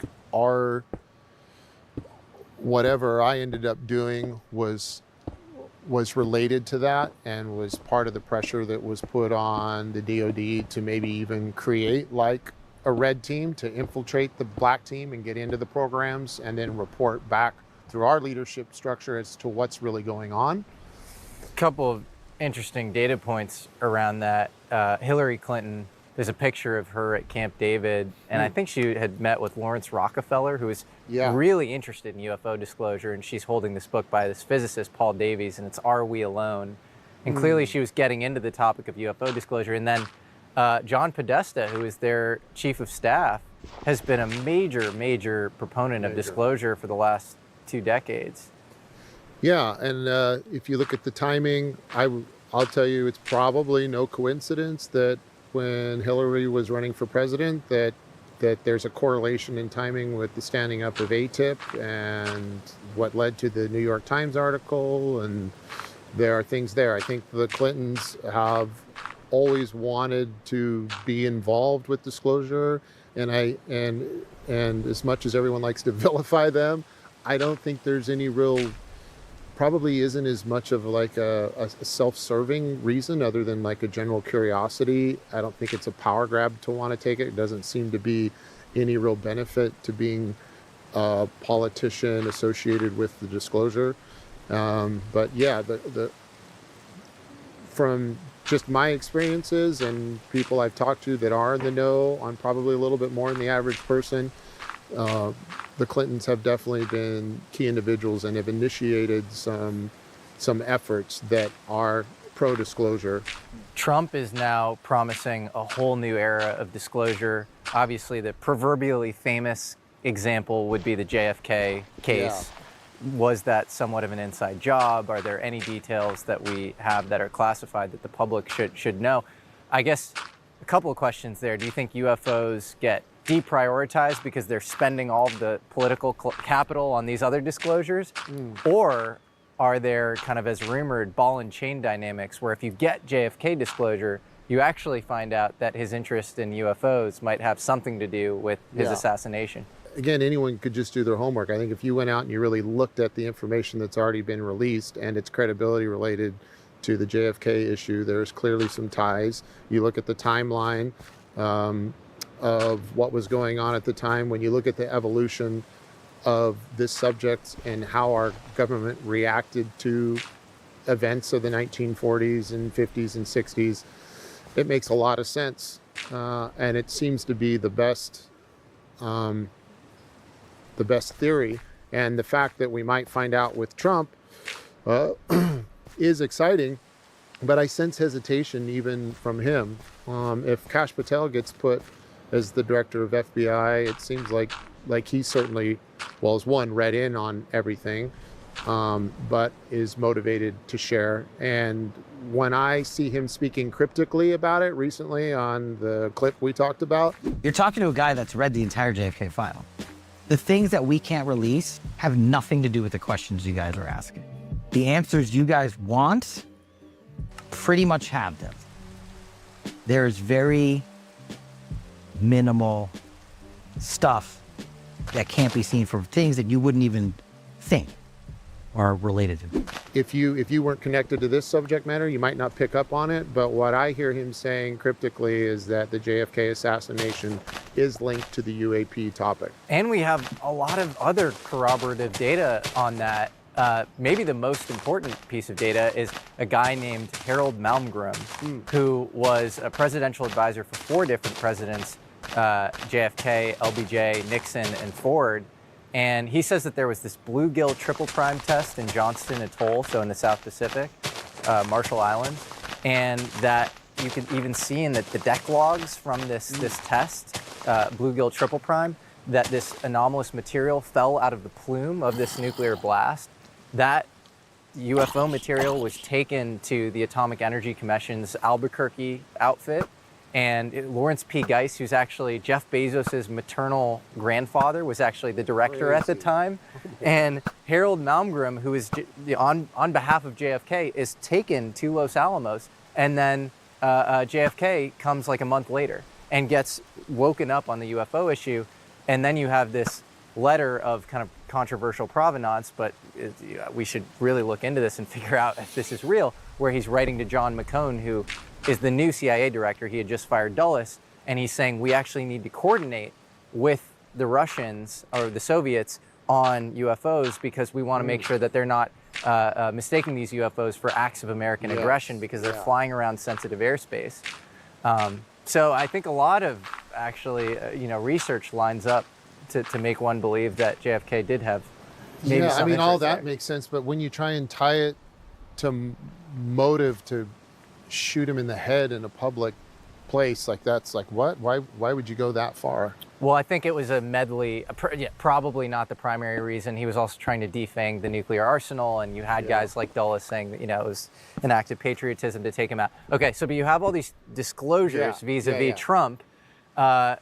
Who should Trump empower? There are talks of a UAP czar. Should somebody be in charge here? First of all, I love the idea of Tulsi Gabbard as DNI. Kash Patel's fantastic. Like, it's really exciting. I mean, people can say what they want about Trump, but the people he's surrounding himself with and what their intentions seem to be are really encouraging. And if you need a guy to clean house, like, dude, all he needs to do is, if he could just give Dave a hunting license to go after those who might have something to share, like, it would clear up a lot. Like Dave Grush. Yeah.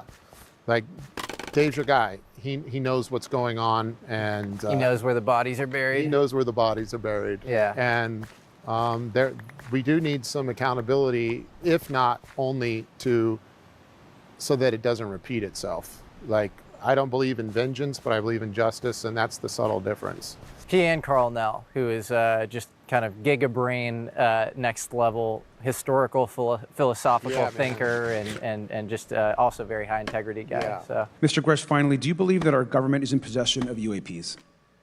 Absolutely, based on interviewing over 40 witnesses over 4 years. Are you one of David Grush's 40 firsthand witnesses that he says he presented to the Intelligence Community Inspector General Thomas Monheim? No, Dave and I met after his initial complaint was filed with the ICIG, and those guys represented a set. I don't know the 40. I know of some of them. One of them is the guy who's no longer with us, whose demise was quite conveniently timed for those who might have something to do with it. But sorry, I didn't mean to go there with it. But no, that was a different group. I'm part of a new group that met Dave in this process. I didn't know what Dave was doing at the same time we were doing it. Like, we were going through the DOPSR process at about the same time. And we were experiencing our whistleblower transition about the same time Dave was. Like, it was weird. Like, it was both happening at the same time, but completely different. You gotta remember, like, Dave is way up here at the shoulder, like the high-end administrative end of the intel and the government's program. I'm down here on the fingertips trying to figure out what's going on, and we ended up meeting in the middle, in this effort. And we should preface this for the audience. What is DOPSR? So DOPSR is the Department of Defense review process. It stands for Department of Defense Pre-Publication and Security Review. So because I held a clearance at one point, and because I worked for the Department of Defense, anything I say publicly, whether it's written or any oral form, written or spoken, or videoed or recorded in any way, it has to go through this process. And then what it does, allows the DoD and certain offices within DoD to review what I plan on sharing and strike it down if they think if it risks operational security for any of them. Any specific knowledge I garnered when I was on the other side of the door, if I want to talk about that publicly, everybody who has had a job like I have has to submit it to a thing called DOPSR at the Pentagon, DoD Pre-Publication and Security Review, even if it's about this stuff. How the hell did you get approval to speak to us today through DOPSR, through the DoD's pre-publication approvals? I mean, the stuff you're saying is pretty intense. Yeah. And why are they letting you This speak is a about great question, because this is going to help people understand pretty much why I answered the last question the way I did in previous answers, is that the Doppler process is somewhat laughable from what its intent is. First of all, you have to understand that people like me have become so compartmentalized that we've become detached. There isn't even knowledge of some of the things that we have done that sit at a level of availability to people tasked with publication review at the Department of Defense, that they could find and get their hands through and go, oh yes, like everyone again thinks of this in way too organized of a fashion. And maybe there's a good time, this will help you understand the Doppler process, because I'll tell you exactly how we manipulated it. When we decided to come forward, and again, that was because we had some concerns about who we worked for and their intentions, and whether or not we were in trouble and we're going to get severed as the hidden hand. We decided to query and run an interrogation of the Department of Defense and its private partners by writing a historical fiction novel. So, I call it faction, a mixture of fact and fiction. We hired a ghostwriter, and what we did is we put all of the claims that we wanted to. We wrote a 120,000 word manuscript and submitted it in pieces to the Doppler process, starting with the first 20 pages, which was like 12,000 words.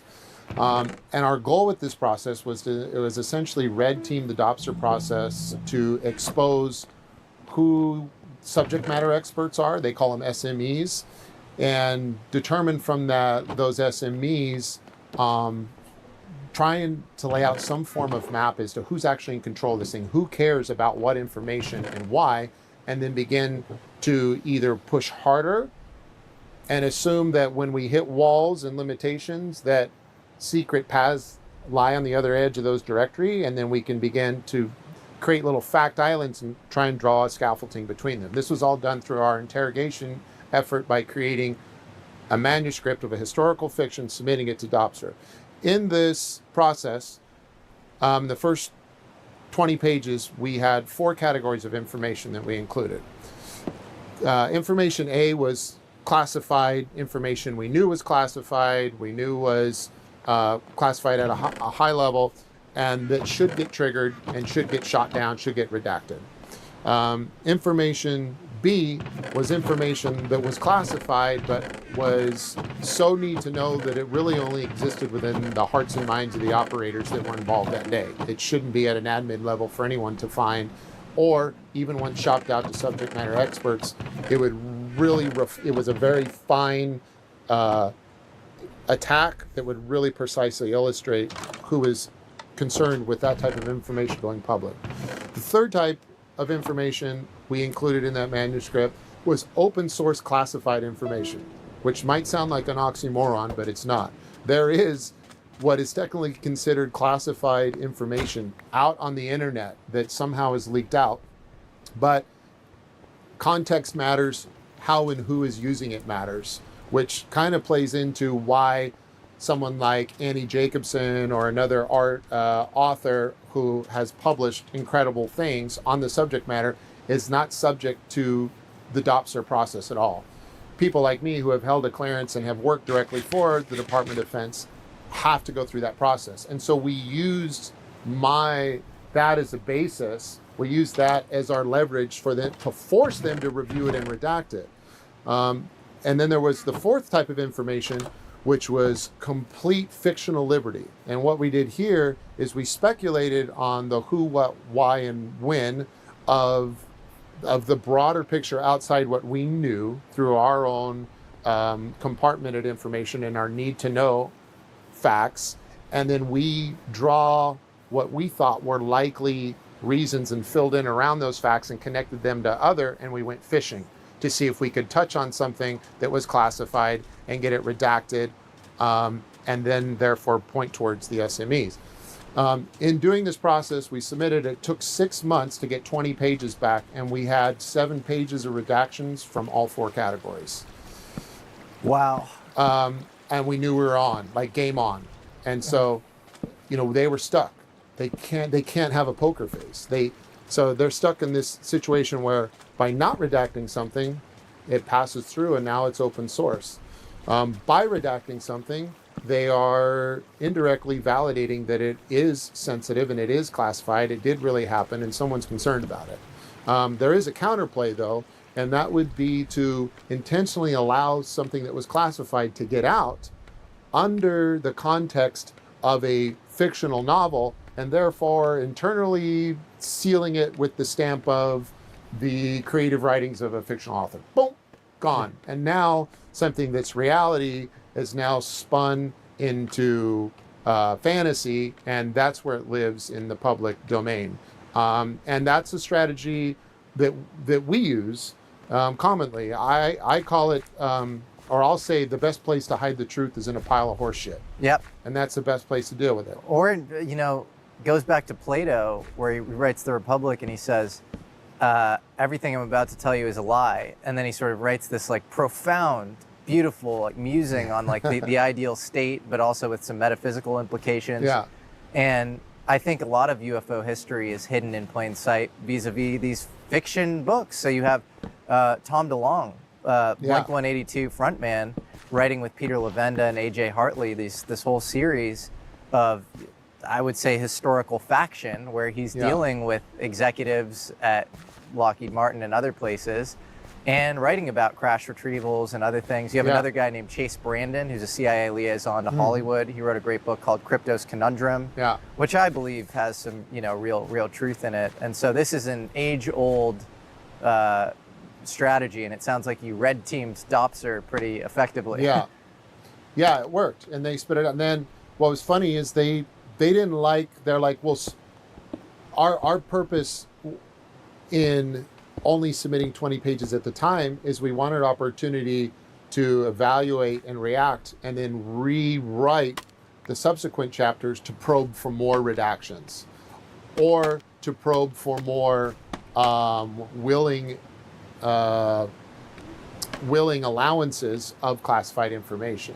And they caught on to us and said, we're done, you have to submit your whole manuscript. And we were like, no, we're writing like a series, and it's like, consider this whole thing a series, and these are episodes. We are going to release only 20 pages at a time. Do you want us to release it without it being reviewed? Well, no. Okay, well then we need you to review it. And then we'll give you the next 20 pages, because that's actually, this isn't one book. We're going to release it 4 months later. So, you know, you're in the driver's seat in that regard, because they kind of paint themselves into this corner with the way they work. And then you can use that against them, which is a red team 101 situation. And there's no distinction for them between fact and fiction, where once it's past Dopser, you can now say, actually, this was fact. Yes. Because you passed it under the veneer of fiction, you can still now say, this is fact. And its context is king. So it's like, what? Because there are things that got redacted, like I said, that's open source. I cannot talk at length about organizations I worked for when I was enlisted, even though, like I just told you everything about what I did and where I was stationed, and everybody knows the history of who's there and what's there. I can't utter the words. I can't talk to you about my recruitment process at length and how I ended up where I did, because that's redacted as well. But this is why it's confusing, and why Dave can say we have multiple downcraft and have collected dead pilots. And like, why could you say that? It's because when it goes in to Dopser, they distribute it. They do the people at the front read through it, and they do their best job to disseminate, who should we ask about, who should care. Another thing that happens is, like, nobody wants to touch that shit with a 10-foot pole. No office wants to be the guy that says, oh yeah, I have a problem with Dave saying biologics. It's like, you want to pop your head up and like be the SME that has a problem with biologics? Right. Also, people that may have had a problem with it, and this has to do with turnover and generations existing within these ancient organizations, like the fact that this has been going on for 70 years. Like, the people who whose heads need to roll may not even be alive anymore, and someone else has taken that position. So this kind of gives them an easy way out. They're not having to come clean and confess the sins of their forefathers. All they have to do is allow classified information to not be redacted through the DOPSR process, and they just got disclosure. So from this angle, I think disclosure is almost on us to realize, aha, they're giving us a sign. Departments, and you can't think of the DOD or the DOPSR process again, is this, you people overcredit the organizational and the synergy of these institutions. The three-letter agencies don't mean shit. Like, this may be the way, the government's only way to disclose is to, like, I can't say it, but you can ask me ask me a yes or no question, ask me if something is true, and I won't say no.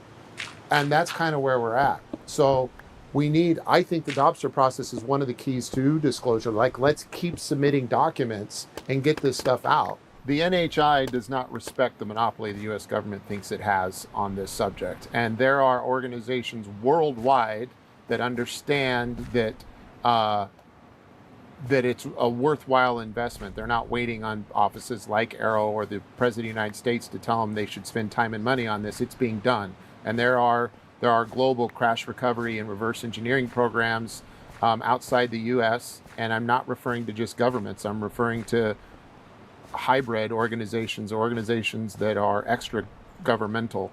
Listen, I'm not here to make anyone believe anything. Like, belief is a very personal thing. Yep. It's very personal. And the problem with this subject matter is, well, one, it's very intense because it carries such profound implications. I don't know that we have any more or less proof per se on this subject for the general public than we do other things that we probably accept more broadly than this subject. But it's because of the implications of this that people want to draw very hard lines on it. But man, I think a good place to start is to humble yourself for everyone that's getting exposed to this right now. Humble yourself from the perspective of what you consider believable. And I think a good measure or a question to ask is like, how much do we currently take wholeheartedly and believe in that we act on every day? If I was asked you to remove everything from your life that you believe because someone else told you or you read somewhere or were taught that you don't have firsthand experience with, you'd be paralyzed and speechless. You wouldn't be able to function. You wouldn't get out of your house. If everybody had radical Cartesian doubt where it was like, I don't even know that that's a chair, or you know, what you're saying is real or whatever, you wouldn't be able to function. No, you wouldn't be able to operate. And this is where I just give up on trying to make people believe anything. Like, I don't have time for that. Like, I'm over it. Like, this has been my life for a long time. Like, I've got shit to do. Yeah. And I have things I'm like, making people believe does not interest me. Well, it's extremely easy to sway the public in various ways and put guardrails on their thinking without them even knowing it. Yeah. And so there's, good critical thinking. There's this guy, Thomas Bayes, a statistician from England in the 18th century, Bayesian thought, Bayesian reasoning. And it's like new data that you get should be evaluated in the context of your prior database. And if your prior database is like, every time you hear the word UFO, you think snake oil, you think, I'm going to throw it in the junk pile. You're building a bad data set. Like, that's actually bad critical thinking. Yes. And if you were just open-minded and you read, this great book, UFOs and Nukes, which nobody can read, who I recommend it to, because it's so dry and hard-headed and it's 580 pages, I think you have to come out with some sort of base case around UFOs being real, and at the very least, worthy of investigation. Yeah, I would say the least credible thing in the equation is most people's basis for belief. What do you mean by that? That's the least credible thing, is their basis for belief is not a reasonable, they're not taking a reasonable approach to their criteria for belief. Their criteria for that is based on, well, what are you basing that on? Like, what research have you done? Yeah, that's right. How have you disseminated fact from fiction to arrive at your current understanding? How do you know you haven't been subliminally programmed to be desensitized to one things and hypersensitized in a negative fashion to others? And you probably have. So you need to be thrown out as someone who should be making decisions for what you believe, because your perspective's fucked. It's funny to see after this Sean Ryan story coming out, this Las Vegas bomber, Cybertruck bomber in front of the Trump Tower, this bizarre, like, I don't know how to describe it. It's like this meme warfare act. It's hard to really understand and comprehend. And then you have this guy going on Sean Ryan, shoemate, saying that he received an email from the Green Beret himself, the bomber, saying that basically there are Chinese gravitic drones flying over the eastern seaboard that could, if this is true, the payload delivery involved in these warp drive gravitic drones could vaporize New York City or Washington, D.C. at the drop of a hat. And so this is what I find fascinating, bringing it back to the whole, like, critical thinking thing. I've had more high-powered Silicon Valley people hit me up about, anti-gravity might be real.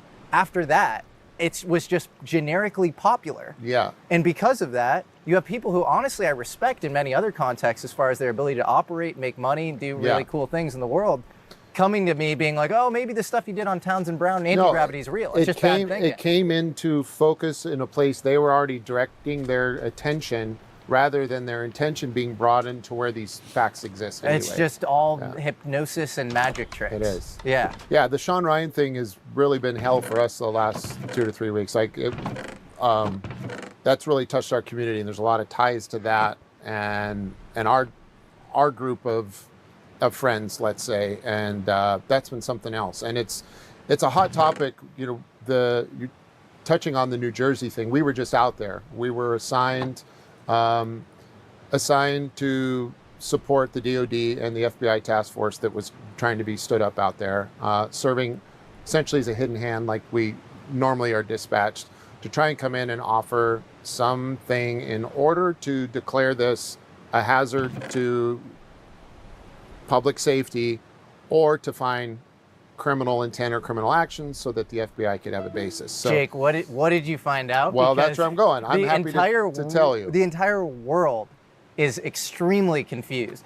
It feels like the highest levels of government are confused as to what is going on. Okay. Our first day there, we got there, we were primarily focused to the activity in and around, or above and around, I should say, Picatinny Arsenal, which is a government weapons installation, weapons focused, let's say, or weapons centric installation. First night there on the ground, we get our OPs set up and we're watching the skies. We're organization I work for now, I'm one of the founding members of, it's called Skywatcher, and we specialize in aerial intelligence. This is completely autonomous and an independent venture. It's full of guys like me that have worked in an official capacity for the government. We've brought our tools and talent and experience and are investing them into this private company, and then trying to help the government where we can, and also provide a window for the public into this subject and these technologies. So that being said, we show up in New Jersey, first night, on location, within 30 minutes, over Picatinny Arsenal, whop, whop, whop, whop. All these orange orbs come into existence right over Picatinny Arsenal. Trying to do timestamps on how long they were there was difficult because it appeared about 45 minutes at a time, which is consistent with some traditional large battery-powered drones. But what we can't tell is if that was the same drone or it was disappearing and reappearing. And that was the sensational language that was used more often. What it could mean is that they were turning their lights off and on, and that's why they were disappearing and reappearing. But were they only at night? Only at night for us. It was between like 1700 and midnight. So from 5 o'clock until about midnight is when we monitored or captured most of the activity. And so, the problem with that whole thing out there is most of the data being collected and the reports were coming in were from unqualified observers on the ground using visual spectrum. So what I mean by that is humans looking up with their eyes and going, bro, what's that? It's also a very busy airspace around there. So there's airplanes, there's helicopters. I mean, if you really wanted to red team that situation, what I would have done is I would have put a bunch of glow sticks and helium balloons and tied them together and then sent them up in the air and watch people just lose their shit, because you wouldn't been able to discern. And then you shoot them with BB guns until they pop and disappear. Like, there's so much room for fuckery in that situation that it's hard to cut through the noise. What we were observing, because we are qualified observers, was not fuckery. There's something very concerning over Picatinny Arsenal. So the first thing we looked at was, okay, these are probably large, like, drones that we know the classes of that are available out there in military inventory and in some civilian inventory, that was turning off its lights en route and then on RTB, and which is illegal. So there's our case for breaking laws right there. If this was in FAA controlled airspace, when a drone leaves the ground, first of all, UAS, an unmanned aerial system, has to have all the FAA approved lighting systems that any other aircraft does, and it has to have them on when it leaves the ground. It's also limited. You have to be a licensed operator, and you're not allowed to fly above 400 feet. These were lights off over 400 feet over Picatinny Arsenal, just sitting there, and no one's doing shit about it. And weren't they sitting there for 5 hours plus in certain cases? Sometimes longer. And then, but we still don't know if it was just lights going off or they're popping into place. Because while this is going on in the airspace south of there, we also were running a program that's more, we're running operations, let's say, that's more attuned for the UAP, the unidentifiable phenomenon. And we had UAP class stuff popping up to the south of there, coming in from the outer atmosphere and hovering into place and going back into space. What do you mean you were running operations more attuned to the UAP? We were looking for that. We were expecting that, looking for that, and making sure we were paying attention for things that fit the box of possibly being, well, and UAP is a very safe word. UAP is, the words are very, you should say UAP more often because it means unidentified anomalous phenomenon. I mean, I don't know how you get, I don't know how that becomes as concrete as if there's aliens and spaceships flying around, because it's the opposite of clear or conclusive. Yeah. So UAP should be a safe word. So yes, it was UAP, and we were looking for UAP. We're looking specifically for things that we couldn't identify and clearly didn't fit into a box. The following nights, our plan was to get airborne in our helicopter and get a closer look, legally, under the guidance of the FAA's air traffic control. What was interesting about the situation is that there was a TFR set up over Picatinny Arsenal a month prior, like before Thanksgiving. And the TFR is a temporary flight restriction, which turns any airspace into highly restricted airspace on a case-by-case basis. And so someone had the foresight or the reasoning to set up a TFR to restrict drone activity over Picatinny Arsenal weeks before Thanksgiving. We're there, around Christmas, or a little before Christmas. So this has been going on for a month in the area. And what's interesting about this TFR is it didn't restrict general aviation traffic, it only restrict UAS, unmanned aerial systems. So what that means is any member of the general public who got in their civilian aircraft with the pilot's license could fly through that TFR with no restrictions, but a drone could not. So they were carving out for drones. Well, the problem there is an aircraft could have an incursion with these drones, so everyone was pretending weren't there and was ignoring it, and now you have an accident or an incident, which is a safety risk. And when you get into safety risks for things that fly around in the air, things get serious really quick. And that was the biggest problem, and the biggest thing that wasn't being addressed that we were trying to make sure people were paying attention to was that to say there's no public risk, that's a really low-hanging fruit, not the most exciting detail to anchor to in this thing, but it's an anchor point where we could start digging and forcing people to give more concise reports from the DoD side, from the local law enforcement agencies, because nobody was working together there. There were over 59 local law enforcement entities working, not coordinating there. We had FBI, we had DoD, we had private partners on Picatinny, some from legacy programs that are very popular were there with their very fancy tools and toys. Everyone's doing their own thing. Were you called in specifically because of your UAP retrieval experience? I wouldn't say my retrieval experience per se, but our team of guys were second to none, and I'm not being overly proud in saying that. So we were brought in more so on the behalf of DoD to help take a look at things and really contribute any way we can. But we found there wasn't a lot of coordination going on. The powers that be really don't know what's going on, or very few do, and they're clearly not communicating with the rest of our leadership and the public. I mean, it's a great sample of why this whole thing is so confusing, is the New Jersey drone incident. What did Trump mean when he said, it's probably not adversary, we know where the garage is, we could go into the garage? Our military knows where they took off from.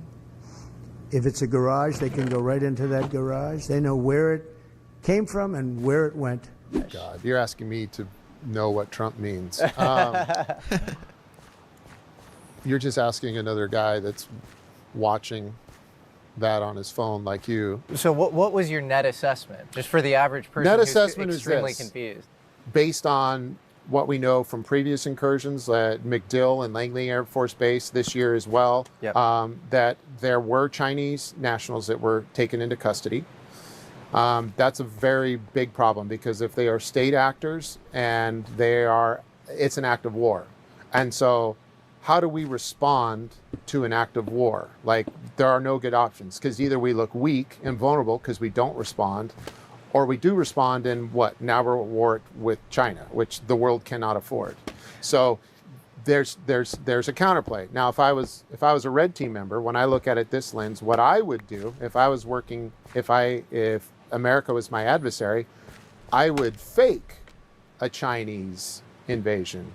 It would be a false flag. I would make it look like China was doing this, and I would hire, the billions of people that live in China aren't all singing the same song. There's plenty of disgruntled people there that are for hire, that work for other organizations worldwide, and are criminals in other capacities that aren't in line with China's intentions. So I would hire a Chinese national or someone from China and deploy them to make it look like China was causing the incursion in order to start a war with the U.S. for a number of nefarious purposes. So it could have been a false flag like that. The biggest problem with shooting them down, everyone's like, why don't you just shoot them down? Well, this has pointed out a vulnerability we've known for a very long time, with why there's a whole category of contracting in the U.S. called CUAS, or counter UAS systems, is because drone incursions are a problem because you can't shoot them down. Because where they are most likely a problem is over a highly populated area, like here, Dodger Stadium, let's say. You can't just shoot them down, because then now they're going to fall and cause damage to people and property. So what do? Like, you really can't do anything unless you can chase down who's operating them and take them into custody. Okay, but do you think any of these were genuine non-human intelligence? Any of these drones? You mentioned the Chinese nationals. Okay. I do. And so why do you think that? Because of the way they transitioned in and transitioned out, because of indications we got within our observation operations, the way we observe and collect data. That would be my guess. Is I do think that there was an NHI component to this combined, which is what makes it really confusing. The biggest mystery of this whole thing is the mystery. Like, there shouldn't be a mystery. This is a very simple thing. There's something in the sky. Go figure out what it is. Find out who's flying it. It's over. Day one. Right. This continues to happen over and over again, and we still are pretending like we're confused. Which points to something that is far superior to us technologically, that is ephemeral or weakly entangled with our reality and popping in and out, and not something that is easily or prosaically understood. And in the case, I think what makes this so confusing is, in the case in which it is genuine UAP, you would get probably our state-of-the-art drones around there as well. Yeah. We'd throw those out to kind of detect. Yeah. And so you end up with this extremely kind of fuzzy mixed bag, where it's much easier. Again, I don't want to beat up on Sean Ryan. I think he's actually an amazing interviewer and guy, but like, you have him retweeting that like maybe there's like this, loose nuke on the eastern seaboard. I was freaking out. I was texting Logan. We were freaking out about it for a day. And then there's something easier about that narrative, cleaner about that narrative, than it's actually just this complicated mix of non-human intelligence and people don't human like drones. mixtures. We want black and white. And, Sean is just as vulnerable to that as we all are. I can tell you it wasn't loose nukes. And why I know that for sure is because I know people that work on the NEST team, I know people on... What is the NEST team? It's the Nuclear Emergency Support Team. And I also know people that work for the Weapons of Mass Destruction Directive under the Department of the FBI. They were there. Their families were there. They weren't like, get the fuck out of Dodge, like there's a loose nuke. So they wouldn't have had their kids there. They wouldn't have been like going to Target and buying churros. Like, no, they were chilling out. Right. So they weren't worried about a loose nuke at that time. So, and you really have to look that practically. Yep. We're going through this major shift where we're realizing we can't trust our institutions. We can't trust the narrative that's being presented, and people don't know how to respond to that. And I feel really bad for the good baby boomers, because they're getting like vilified so much. But like my in-laws, the sweetest old people, like they've trusted the news and newspaper their whole life. They've trusted offices of the president. And it's real dangerous because there's this calling to like throw it all out, like get rid of all of our institutions, get rid of the government. And that's not the answer. What this needs to be is a call to action for all brave, well-rounded people with work ethic and a deep sense of meaning to start occupying positions within institutions and offices. Like, we just need to occupy these positions of power and seize our institutions. And this is everything from like the the Catholic Church to the World Health Organization to police departments. Like, so many good people I know that are cops are like, screw this, especially around the George Floyd incident and all the fallout from defund the police. Are like, I'm retiring, I'm getting out. I'm like, oh great, we're just going to turn the police department over to those who would work under these conditions and these new standards of like, you don't have to be able to do a pull-up or run. Like, you can be overweight and like, and try and like protect and serve. No. And so, and same in the military. So many people have gotten out because of how why maybe the spirit of DEI, or some like to rearrange it DIE because it's a death sentence. But the spirit of that makes sense to all good people. Like, every one of us in the military is here to risk our life so that you can be free to say whatever you want and orient yourself sexually with whoever you want. But it's being gone about the wrong way. And so people are punching out. And that's the last thing we want to do. We have to, if you're willing to sacrifice your life in some glorified, sexy way of like jumping on a grenade for your buddy and having an awesome funeral, well then be willing to put up with an environment that rubs you the wrong way. Like, stay in, your sacrifice is more nuanced than the glory of a fantastic death. You need to stay in your job and put up with political HR shit and occupy positions of leadership and then make changes. That's the only way this works. That is a beautiful and not nihilistic message to a lot of people who I think have felt cheated by the establishment and institutions over decades. And I do think often the blame gets sometimes fairly, sometimes unfairly pinned on the baby boomers. And so, I mean, yeah, it's important to not throw the baby out with the bathwater. The final thing I think we should just talk about on the New Jersey drone thing, and then I think we should move on, is on the point of good critical thinking. These quote-unquote drones seem to be showing up consistently around sensitive military sites and all over the world, not just in New Jersey. Yeah. So Picatinny Arsenal's one place, that's where they initially seem to show up, but you have Lakenheath, you have Salem Nuclear Power Plant in Jersey, you have Brunswick, Duke Energy Power Plant in North Carolina. And this just totally comports with Robert Hastings' work on UFOs and nukes. So I do think it's important to put this in its proper context, that what we're seeing today, if you actually have that context, is probably what we've seen historically. You have these UFO flaps historically. Yes. It's just ridiculous that it's happening now and that we don't know how to respond to it and we don't know how to discern what it is. And the drones, even if, let's say it's drones, that would still freak people out. I mean, you could go, you could even YouTube, you don't even have to go. But if you've ever been to like a tech trade show where someone like GM or Chrysler is like showing their new prototype for a flying car, which is essentially a quadcopter just like sleeked out. It's incredible. It looks crazy. And it's a real thing that you could hop in and fly right now. And there's no reason another nation or some autonomous organization that's based out of Mexico where it doesn't have to follow US laws, like some billionaire couldn't put together a plan to get off the shore of New Jersey in the Atlantic Ocean and launch a bunch of these. And some of them can launch off the water. They could go from the water, not under, but from the water to the sky. And it looks like something out of, historically would like a movie. Are there underwater UFO bases? I would think so, yeah. Yeah. That seems to be the case, yeah. Interesting. And this was part of the challenge in my journey, and how it took me a long time to get to the point to where I realized, what we're dealing with is NHI versus our own advanced technology, because there is a spectrum.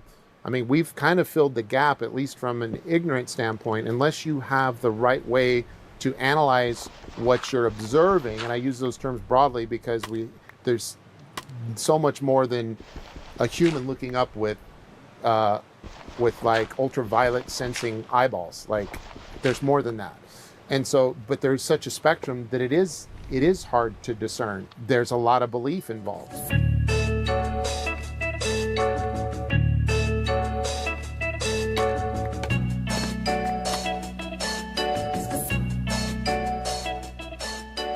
I want to put my cynic hat on for a second. Let's do it. And ask some audience surrogate questions, because I think a lot of people are probably just freaked out, a little ontologically shocked at some of these claims. So there's this conspiracy theory called Project Bluebeam. There are people out there that think that this is all being orchestrated by the deep state, that these orbs or crafts will show up. It'll be an auspice for which to clamp down and create a surveillance state, or to create some fake, Antichrist-like religious awakening that is, completely a sham. What do you have anything to say to that? There has been an organized and an unorganized effort on behalf of the U.S. government to disclose some of this stuff. I mean, as recent as like 2015, 16. I mean, ATIP was certainly part of that effort. But like, I don't think that should be looked at negatively. I mean, those who are the gatekeepers, or those who are holding the secrets or have the power to release it, let's say, first of all, it's not one group, it's multiple. Like, what would you want them to do with it? Like, we can't complain that they're not telling us anything, or they're putting out some organized disclosure program and soft serving it to us. Like, I think that, well, first of all, that has been done, and whether or not that's a bad idea or not, I don't know. So I think the philosophical question that naturally arises here is, you are implementing techniques that seem like you're almost tapping into this sacred other spiritual world, but you're sort of doing it on behalf of American defense. Obviously, you've shown that your loyalty transcends just pure, organizational expedience in realizing that this is actually bad for the country, the way this thing was set up. But what about loyalty above that even? Just metaphysical loyalty to God, and if these things are angels or celestial creatures, how do you square the fact that we're moving in kind of celestial realms, but we're kind of, using the frame of American defense with all of this stuff? Yeah. That's a fun question, and we're all forced to consider it once you get to this point. Like the angels and demons idea, I think, is a good place to kind of orient the idea of what we're dealing with, because there certainly is good energy and bad energy at play. My experience has been, I would say, 100% good energy, like profoundly good. So for whatever reason, if this is an atypical experience, or if it only represents one half of the experiences people have with the NHI energy, that's fine. But mine has been unbelievably positive and has been life-changing and has guided me and given me orientation and motivation and clarity. It gives me so many things. It's like being tapped into something like a guiding light, or an omnipresent God that has your best will at heart. But the question comes up often in our circle of friends, let's say, the question of, are these things, or is this phenomenon benevolent or malevolent? And the answer is yes. Because much like us, they're both. We have the capacity for both good and evil. And it just, since we're talking philosophically and beyond, like, the universe itself has a pretty consistent set of elements and structure that we've already observed. So to think that there's something like good and evil that exists throughout all domains and dimensions and distances makes a lot of sense. It would also explain a lot of what we're hearing through the echoes of history related to the phenomenon, angels and demons. So that makes a lot of sense. And it's important to not be naive and assume that there's no reason to be worried about a higher life form, or a more technologically advanced life form, or a more dominant life form, let's just put it that way, whether it lives in our three-dimensional space or it's extra-dimensional. It could be a real problem, which is why, like, on one hand, for better or for worse, the government is the primary custodian on this knowledge and this hardware, and they're the hammer that identifies everything as a nail. They're a military-based organization, so they're going to look for advantages for offense and defense. And, you know, it's easy to point fingers and say that's disgusting and this should be about love, but that's not the way the world works. And the freedom we experience, and I'm qualified to speak on this from both sides. Like, I'm a human. I have love in my heart. I'm open-minded. I'm caring. I'm sensitive, but I'm also a trained soldier. And so I understand the value of that. And we live in the benefits that have been provided to us from a military state, from a military dominance on this planet. And to take that for granted is very unwise. So, you know, it's like, a good analogy is like a kitchen knife. Kitchen knife could be used to make beautiful food for your family. It could be used to defend yourself or to maliciously kill another human. Is a knife good or bad? It's the intention of the being wielding it that makes the difference. This brings up the next logical question, which is that the OSAP program, which ran from 2007 to 2012 under the auspices of Harry Reid, a lot of these guys were digging holes and looking into kind of exotic weaponry, and they were doing it on Skinwalker Ranch. Yeah. And a lot of them reported this quote-unquote hitchhiker effect. Yeah.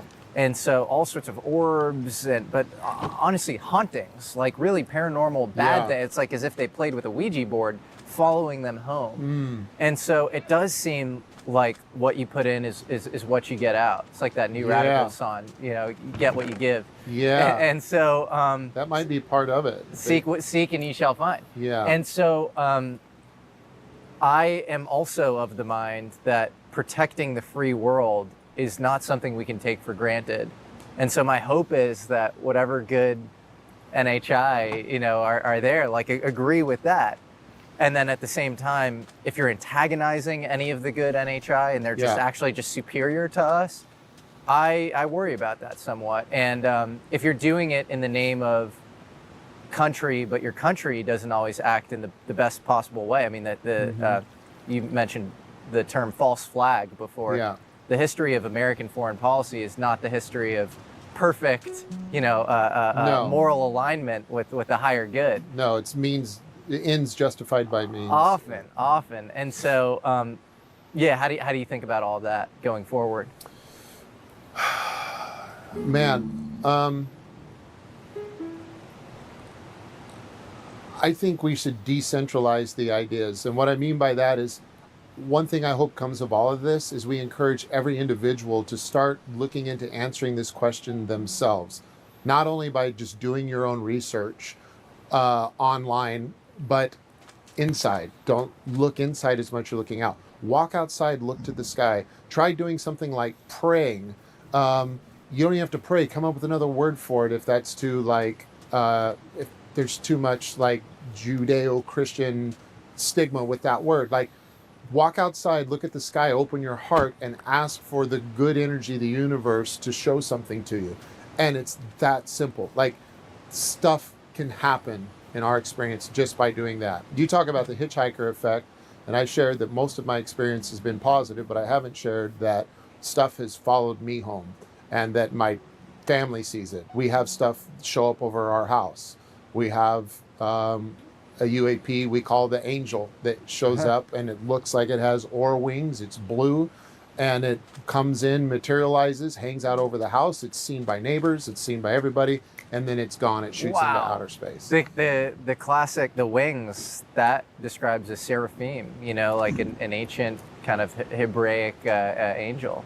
And so, I mean, it makes sense. Like, and that's the first time we saw it. My son saw it. We thought it was cloud. It's like there's not a cloud in the sky, but it seemed cloudy around this thing. But it had like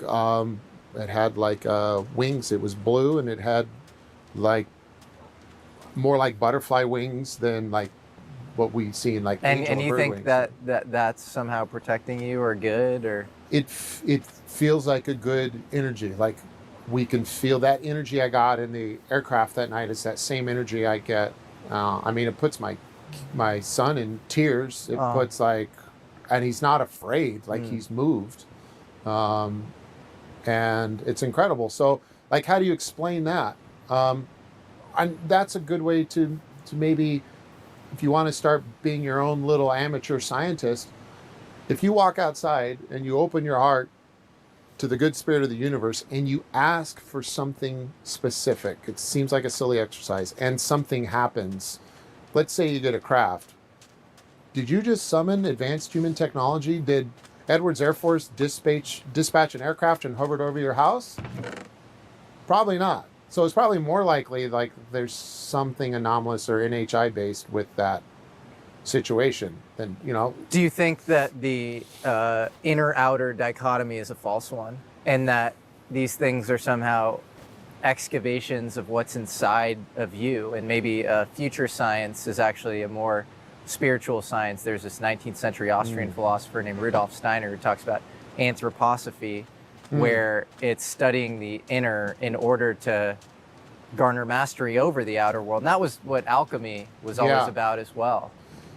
I think it's all on the table now. That's what's fun, but also crazy about this is like there's so much on the table. There's so much to be explored. And this is what I appreciate about Gary, Dr. Nolan's attitude, is that he thinks this is the greatest moment ever for science, not like something that's ridiculous. Well, I think what's beautiful about it is that since the Enlightenment, science and the spirit have cleaved off and bifurcated.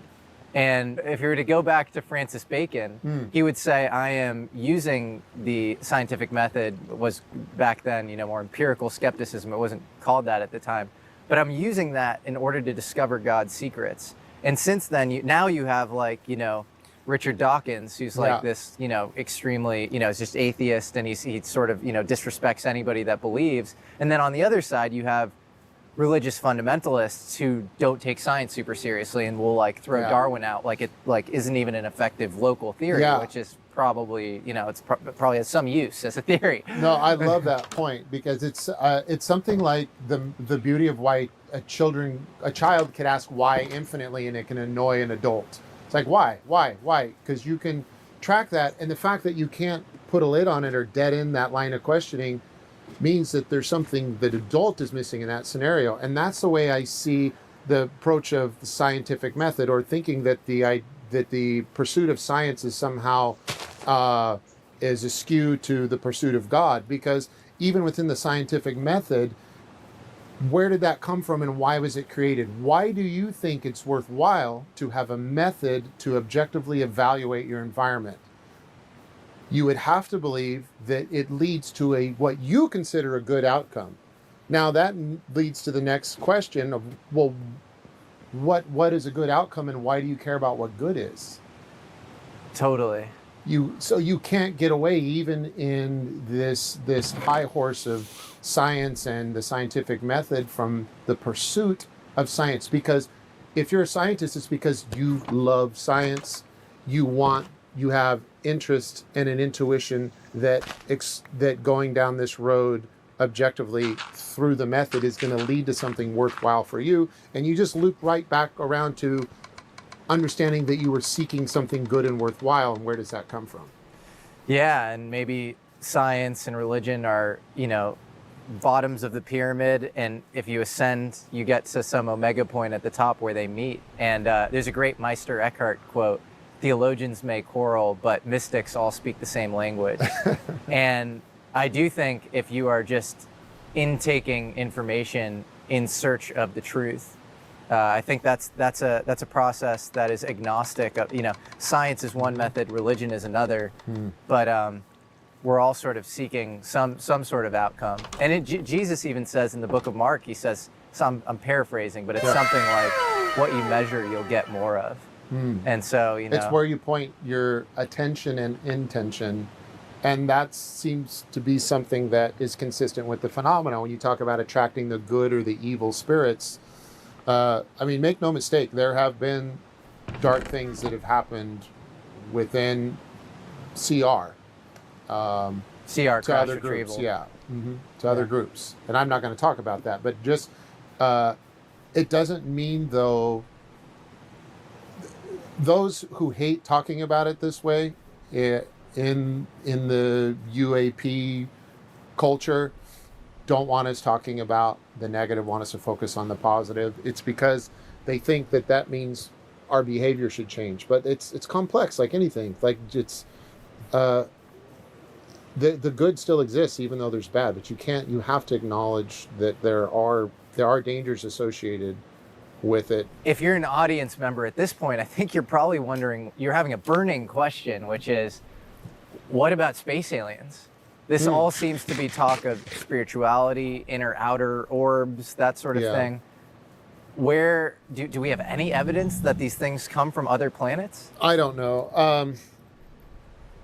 I'll give you one piece of information that people may have gotten out of the stuff that's come out the last couple of years, but this will help, and it may not be the answer everyone wants. But there's a reason we use the term biologics, and there's a reason Dave really hung his hat on that phrase every time he used it. That's because biologics doesn't necessarily mean sentient beings or conscious creatures. It could be something like a drone from another place, like we do. We send our drones. We have, like, Sagan sent Voyager out. Like, we've all done these things. Or not we've all, but our government has done many drone programs, Mars rovers, etc.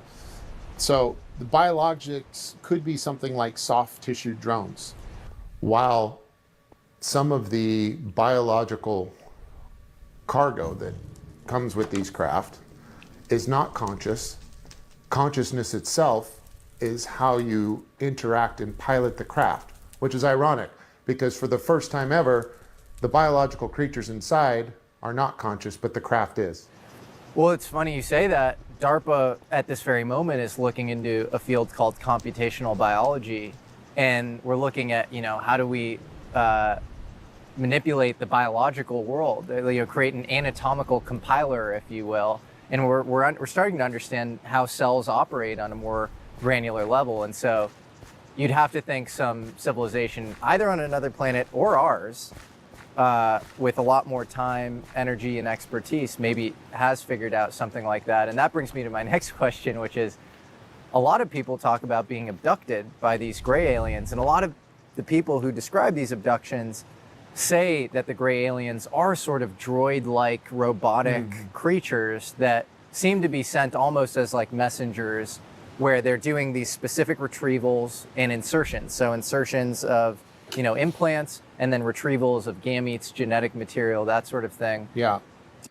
All right, so I'm at the 3-hour mark on my stream. I need a break real bad. This is almost over. I'll finish this and then I'll take a break. This is almost over. Man, that stuff. First of all, I have zero experience with gray or beings or meeting something face to face. I'd love to do it. It sounds fun to me. Sign me up. But I mean, as crazy as it sounds, the most trusted people in my circle that I have worked with and do work with, have those speak to having those first-hand experiences with, and so it's like, what do you do with that? And now I'm in the seat of, well, where's the proof? Like now I want to believe that. Like, how can I get there? And I can't, because that's where it's like, I understand where people are taking my information and trying to get there with me, and you just can't. I just can't get there. But it's awfully intriguing, because I believe that they believe that happened. And there are reports that we do have biologics in storage, and we just don't know what that is. But this is all the more reason, like, why I'm excited to, like, move forward in this new venture, and the fact that we have created our own autonomy, and that we're going out, we have a budget, we're operating, and we're in a public-private partnership. And I hope to answer all these questions. If all things go well, before, I'm trying not to say a date, but within the first half of 2025, we hope to do a demonstration and invite key members of the public from institutions, and demonstrate this, and maybe even get something to the ground. If we can do it legally in coordination with our government partners, which we have to do. We can't just go rogue and do this without them. They have to be involved. But it is likely that we'll have an opportunity to do that, and that's going to answer a lot of questions. That would be absolutely insane. Look, man, like, the skies aren't classified. Your conscience can't be redacted. So get out there, start looking up, start looking in. No, yeah, that's part of the reason I'm here, is because, you know, I just became a dad of a daughter who's 3 months old, and I look at this little lady and I feel like this responsibility for helping at least to shape a positive world that heads towards progression in the right direction. And I think disclosure is a much bigger conversation that will open a lot of people's eyes. One thing you said to me on the first phone call we had is, you know, people talk about this feeling of ontological shock, where it's like, it's really hard for a lot of people to face the reality that their entire worldview is being challenged. And I certainly felt that. But one thing you said that I liked was, you like to think of it as ontological relief. Yes. Where it's like, actually, some of the questions about, like, when I look up in the sky, it's like, what am I? What are we? How are we here? You know, at least there's like like some semblance of answers, or something a little more that's explained. That actually makes me go, huh, all right, it's making a little bit more sense than it was before. Yeah, no, and it's something like giving up atheism when you become a parent, because you're like, this can't be all. I can't be the smartest person in the room. I can't be the richest or most influential person in the room. I can't be the most powerful person in the room. This is for the president when he goes to sleep at night. Like, I'm not qualified. Like, I need there to be more. I need there to be deeper meaning. I need there to be more connection between us.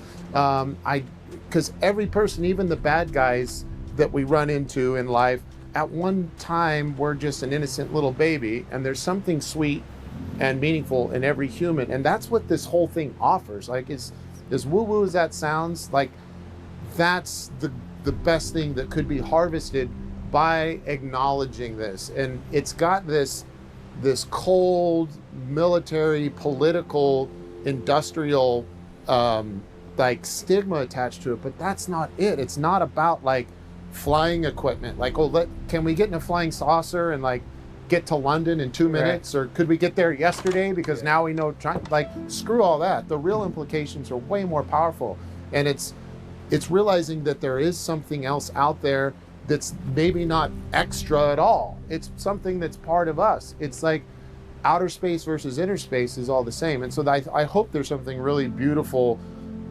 on the other side of this, which is why we need more people involved. We need religious communities involved. We need the leftist, most tree-hugging spiritual people to get into this thing that's been controlled and it's been locked up by the most like tyrannical right-wing leaning people. This is, to me, one of the most important stories in a millennium, let alone a century. because it should make everybody question core ontological truths and, like you said, hopefully open their eyes to a broader reality that is, I think, expansive and exciting. So, wow. Thank you, man. Well, thank you. The pleasure's mine. And let's make sure we get this out there so that future generations aren't having to rediscover this thing all over again. Let's do it. Yeah, man. Amazing interview. That was Jesse Michaels of American Alchemy on YouTube interviewing Jake Barber. I just want to thank you guys for tuning in. Hopefully you learned something. Be sure to check out the links below. You can find HeadshotH4rry on most social network platforms. If you would like to help out the channel, you could simply just subscribe. Share this on social media. If you'd like to help out the channel, all the links are down below.